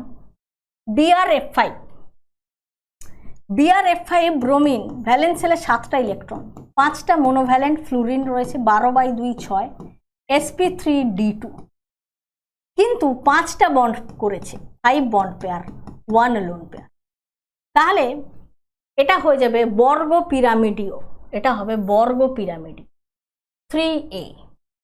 BF3 হাফ ইন্টু বোরনে 3টে ভ্যালেন্স শেলে ইলেকট্রন, 3টে ফ্লুরিনের সঙ্গে বন্ড করেছে, 6/2 3, দ্যাট ইজ sp2 মানে ট্রাইগোনাল প্ল্যানার, ত্রিকোণীয় সমতল। তো অপশান বি কারেক্ট। এই প্রসঙ্গে বলে দিই, এগুলো মাথায় রাখতে হবে। টোটাল ইলেকট্রন পেয়ার সেটা যদি তোমার ধরো 2 হয়েছে এবং দুটোই বন্ড পেয়ারে গেছে, তখন তুমি লিনিয়ার পাচ্ছ, রৈখিক। এবার 3টে থাকলে তার মধ্যে তুমি দেখবে যে ট্রাইগোনাল প্ল্যানার পাচ্ছ যখন 3টেই বন্ড পেয়ার, আর যদি সেখানে আবার কোনো লোন পেয়ার থাকে, দুটো বন্ড পেয়ার থাকে, সেক্ষেত্রে আমরা অ্যাঙ্গুলার পেয়ে যাব। যদি টোটাল ইলেকট্রন পেয়ার 4 হয়, 4-এর মধ্যে আমরা বিভিন্ন পাবো। টোটাল ইলেকট্রন পেয়ার টোটাল যদি 4 হয়, তার মধ্যে আমরা দেখব যদি 4টেই বন্ড পেয়ার হয়, 0 লোন পেয়ার, এই এক্সাম্পল আমরা দেখেছি, হ্যাঁ, সেক্ষেত্রে আমরা টেট্রাহেড্রাল পাবো, যেমন আমরা মিথেনের এক্সাম্পল দেখলাম। যদি আমরা দেখি 3টে বন্ড পেয়ার, 1টা লোন পেয়ার হবে, এটা আমরা অ্যামোনিয়ার এক্সাম্পল দেখেছি। 2টো বন্ড পেয়ার, 2টো লোন পেয়ার আমরা দেখলাম, H2ওর এক্সাম্পল দেখেছি। একই জিনিস যদি 5টা হয়, 5-এর মধ্যে 5টাই বন্ড পেয়ার, 0 লোন পেয়ার, যেমন PCl5, এই এক্সাম্পল দেখলাম, ট্রাইগোনাল বাইপিরামিডাল হয়ে যাবে। যদি 4টে বন্ড পেয়ার, 1টা লোন পেয়ার হয়, যেমন SF4 এর ক্ষেত্রে না সিসঅ শেপড হয়, বিকৃত চতুস্তলক। যখন 3টে বন্ড পেয়ার, 2টো লোন পেয়ার হয়ে যায়, 3টে বন্ড পেয়ার, 2টো লোন পেয়ার মানে টি আকৃতির হয়ে যায়, টি সেপ্টের এক্সাম্পল, আমি তো এখানে এক্সাম্পল লিখছি, ClF3। চার্ট কিন্তু তোমরা অবশ্যই তৈরি করে নেবে, ঠিক আছে? আমি এক্সাম্পলের মাধ্যমে জিনিসগুলো বোঝাচ্ছি। 2টো বন্ড পেয়ার, 3টে লোন পেয়ার হয়ে গেলে, যেরকম ধরো I3-, যেখানে আমরা লিনিয়ার পাবো। 6টা টোটাল ইলেকট্রন পেয়ারের মধ্যে যদি 6টাই বন্ড পেয়ার, 0 লোন পেয়ার হয়, তাহলে আমরা SF6-এ পাবো অক্টাহেড্রাল, অষ্টতলকীয়। 5টা বন্ড পেয়ার, 1টা লোন পেয়ার হয়ে গেলে আমরা যেরকম পেয়ে যাব তোমার এক্সাম্পল, 5টা বন্ড পেয়ারেই যেখানেই একটা দেওয়া রয়েছে, BrF5 রয়েছে, 5টা বন্ড পেয়ার, 1টা লোন পেয়ার, ওই যে BrF5। এখানে হয়ে যায় স্কোয়ার পিরামিডাল, বর্গ পিরামিডীয়। এখানে যদি 4টে বন্ড পেয়ার, 2টো লোন পেয়ার হয়ে যায়, টোটাল কিন্তু 6 আছে, দেখো 6-এর মধ্যে টোটাল 6 আছে, তাহলে আমরা এখানে পেয়ে যাব XCF4 পেয়ে যাব, যেখানে আমরা পাবো স্কোয়ার প্ল্যানার। XCF4 আমি করে দেখাচ্ছি দরকার হলে। এখানে 6-এর মধ্যে যদি আমরা আচ্ছা এখানে তো হয়ে গেল, আর 7টা হলে তো আমরা 7টাই বন্ড পেয়ার হয়ে গেলে সেখানে আমরা IF7-এর এক্সাম্পল দেখতে পাবো। তো আমি এখানে কিছু এক্সাম্পল দিলাম, যেমন ধরো XCF4। আমি যদি এখানে XCF4টা বলি, তোমরা ক্যালকুলেট করো, হাফ ইন্টু জেননের ভ্যালেন্স শেলে 8টা ইলেকট্রন, 4টে মোনোভ্যালেন্ট, 12/2 6 মানে এখানে sp3d2, কিন্তু 4টে বন্ড করেছে, তাহলে 4 বন্ড পেয়ার, বাকি 2টো লোন পেয়ার। এবং এক্ষেত্রে আমরা এই যে 4টে বন্ড পেয়ার 2টো লোন পেয়ার, তাহলে এই হচ্ছে 4টে বন্ড পেয়ার। স্কোয়ার প্ল্যানার আমরা এটা পাচ্ছি, এটা হচ্ছে স্কোয়ার প্ল্যানার। ঠিক আছে, এরমভাবে স্ট্রাকচার লেখা, জিওমেট্রি লেখা, bond pair, lone pair calculate করা, হাইব্রিডাইজেশন, এগুলো প্র্যাকটিস করতে হবে। ঠিক আছে, পরের কোয়েশ্চেনে চলো। পরের কোয়েশ্চেনে বলছে আচ্ছা এখানটা একটুখানি কারেকশন করিয়ে দিই, হ্যাঁ এবার দেখো ICl2 মাইনাস, এখানে কিছু আয়নের ক্ষেত্রে বলেছে, আয়নগুলো প্র্যাকটিস করো। এখানে তাদের গঠনাকৃতি বলছে, হাফ ইন্টু আয়োডিন ভ্যালেন্স সেলের 7টা ইলেকট্রন, ক্লোরিন 2টো। দেখো এগুলো কিন্তু পর্যায় সারণী আর তোমার পরমাণু গঠন না হলে এই ঝট করে তোমরা ইলেকট্রন বিন্যাস থেকে এটা লিখতে পারবে না, বারবার বলছি ওটা খুব ইম্পর্টেন্ট। এখানে একটা নেগেটিভ অ্যানায়নের আধান যোগ করে দাও, তাহলে 10/2 5, 5 মানে sp3d, কিন্তু 2টো বন্ড পেয়ার, তাহলে 3টে লোন পেয়ার। এবার ডাইরেক্ট তুমি লিখতে পারো, আমি আগের পেজে তোমাদের লিখে দেখালাম, এই যে 2টো বন্ড পেয়ার 3টে lone pair. I3 minus example দিয়েছি, বাট এক্ষেত্রে হয় কি, গঠনাকৃতিটা কীরকম হয়, গঠনাকৃতিটা হয়ে যায় রৈখিক, লিনিয়ার হয়ে যায়। ঠিক আছে, গঠনাকৃতিটা হয়ে যায় লিনিয়ার, 2টো বন্ড পেয়ার 3টে লোন পেয়ার, তার মানে এই যে সরল রৈখিক। P1 এটাও ক্যান্সেল করো, P1 দু জায়গায় আছে। BrF2 প্লাস হাফ ইন্টু ব্রোমিনো 7, ক্লোরিন 2টো, ক্যাটায়নের আধান মাইনাস করো, 9 মাইনাস 1 8/2 4, sp3 মধ্যে 2টো বন্ড পেয়ার আর 2টো lone pair, total 2 bond pair 2 lone pair, মানে এটা কৌণিক হয়ে যাবে। Q5 দেখো এটাও ক্যান্সেল হয়ে গেল, Q5 this is correct. ClF4 minus half chlorine 7, 4টে মোনোভ্যালেন্ট অ্যানায়নের আধান যোগ করো, 11 12/2 6, sp3d2, কিন্তু 4টে বন্ড করেছে, তাহলে 4 বন্ড পেয়ার 2টো লোন পেয়ার, 4টে বন্ড পেয়ার 2টো লোন পেয়ার মানেই স্কোয়ার প্ল্যানার, সমতলিক বর্গাকার। এই যে 4 R4, এই যে AlCl4 মাইনাস হাফ অ্যালুমিনিয়ামের 3টে ভ্যালেন্সেল ইলেকট্রন, 4টে মোনোভ্যালেন্ট অ্যানায়নের আধান যোগ করো, 7 আর 1 8/2 4 মানে sp3, কিন্তু এখানে 4টেই বন্ড করে নিয়েছে, অর্থাৎ এটা হয়ে যাবে চতুস্তলকীয় বা চতুস্তলাকার, যেটাই দেওয়া রয়েছে, তার মানে S3। এই যে, তো এইভাবে কিন্তু প্র্যাকটিস করতে হবে। ঠিক আছে, বোঝা গেছে? এইবারে আমরা চলে যাব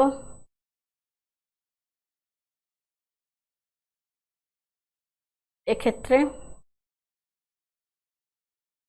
দেখো এই প্রশ্নটা দেখো, এমওটি থেকে আমরা একটু প্রশ্ন দেখে নিই। Li2 মাইনাস Li2 প্লাসের স্থিতিশীলতা বৃদ্ধির সঠিক ক্রম হলো, স্টেবিলিটি অর্ডার জিজ্ঞেস করেছে। কিভাবে করব? Li2 এ কটা ইলেকট্রন? 3টে ইলেকট্রন লিথিয়ামে থাকে, 3 2 6টা ইলেকট্রন। Li2 প্লাস মানে হচ্ছে 5টা ইলেকট্রন, আর Li2 মাইনাস 6টা, আর একটা যোগ করে দাও 7টা ইলেকট্রন।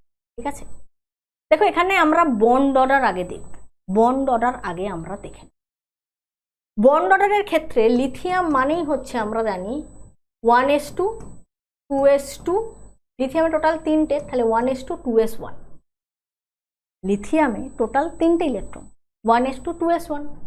তাহলে আমরা বন্ড অর্ডার যদি এখান থেকে দেখি, দেখো বন্ড অর্ডার যদি আমরা এখান থেকে দেখি, তাহলে কিভাবে আমরা বন্ড অর্ডারটা করব? এইভাবে একদম ঝটপট আমরা এখান থেকে ক্যালকুলেট করতে পারবো। 1s আর এখানে রয়েছে 2s। ঠিক আছে, আচ্ছা মলিকিউলার অরবিটালগুলো দেখে নাও, এইভাবে জাস্ট বোঝানোর জন্য আমি সিম্পলভাবে জিনিসটাকে করে দিচ্ছি। যত প্র্যাকটিস করবে এগুলো তত ইজি হবে। ঠিক আছে,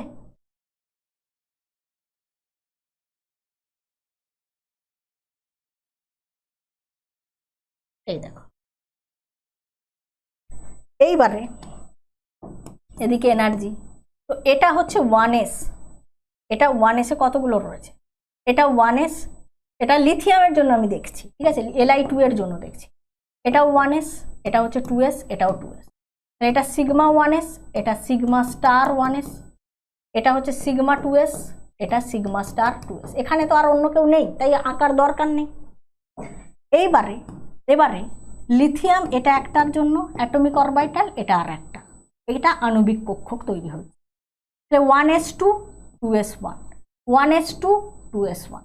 এইবারে যখন আণবিক কক্ষকটা ভর্তি করব, টোটাল এখানে 4টে ইলেকট্রন, 1 2 3 4 হয়ে গেল, টোটাল 2টো হয়ে গেল। তাহলে এখানে বন্ড অর্ডার কত?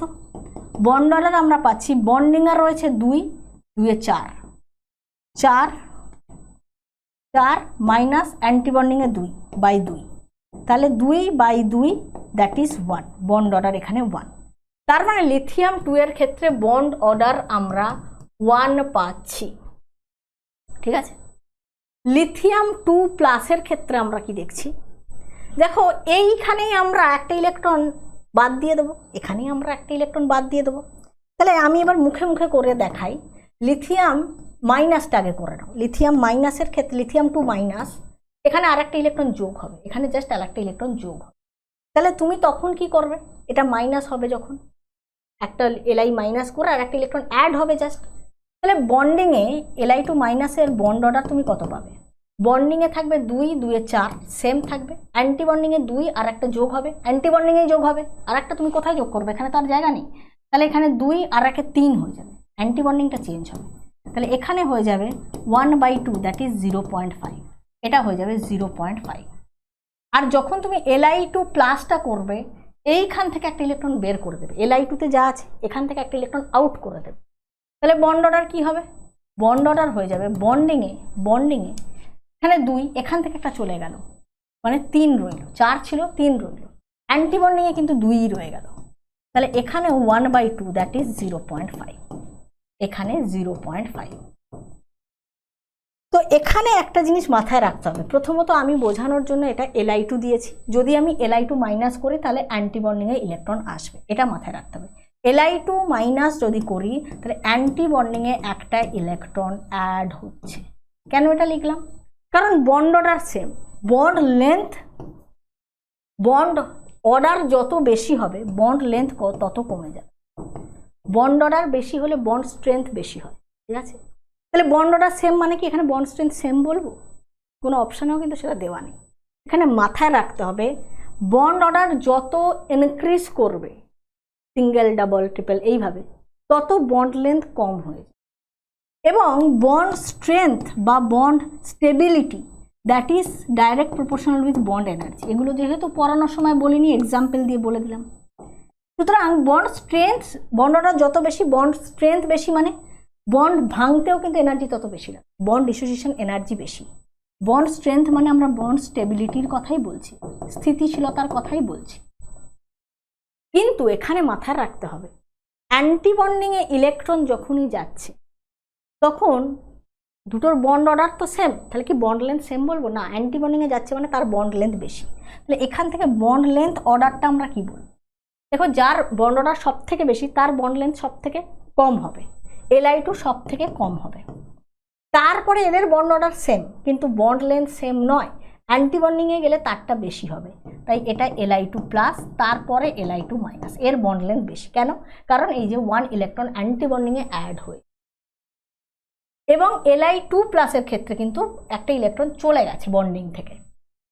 এটা যদি বন্ড লেন্থের অর্ডার হয়, এইবারে বন্ড লেন্থের যে অর্ডার হচ্ছে, এখান থেকে বন্ড অর্ডার প্রথমে বের করে বন্ড লেন্থের অর্ডার, বন্ড লেন্থ যার ক্ষেত্রে বেশি পাচ্ছি আমরা, তার ক্ষেত্রে বন্ড স্টেবিলিটি সব থেকে কম পাবো। কেন? এইটা আমরা বন্ড অর্ডার দিয়ে লিখেছি। সেম জিনিস আমরা লিখতে পারি বন্ড স্টেবিলিটি আমরা কিভাবে বলছি? স্টেবিলিটি, বা এখানে আমরা বন্ড স্ট্রেংথ যেভাবে লিখবো, that is inversely proportional with bond length. Bond length যত বেশি হবে, ঠিক আছে, বন্ড লেন্থ যত বেশি, বন্ড ভাঙা তত বেশি সুবিধার।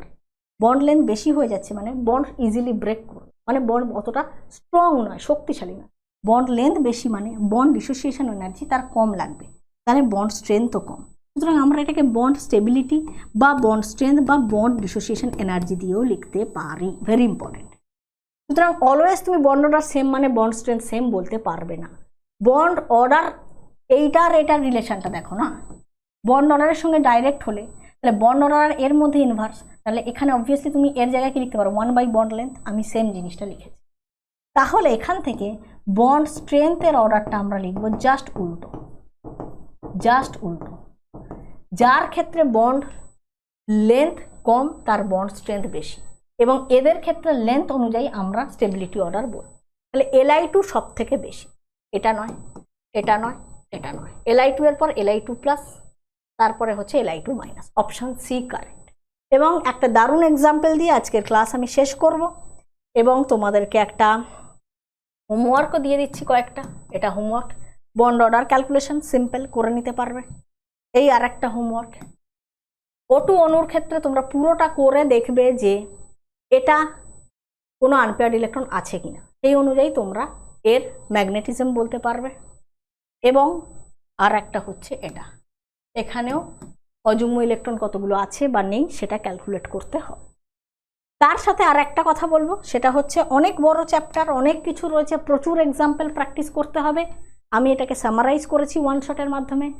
এর আগে আশা করি পড়া আছে, আর একবার এটাকে ভালো করে দেখবে, পড়বে, রিভিশন করবে, কোয়েশ্চেন প্র্যাকটিস করবে, তাহলে দেখবে একদম দারুণভাবে চ্যাপ্টারটা তৈরি হয়ে যাবে। পরের ক্লাসে দেখা হবে, ভালো থেকো, থ্যাংক ইউ।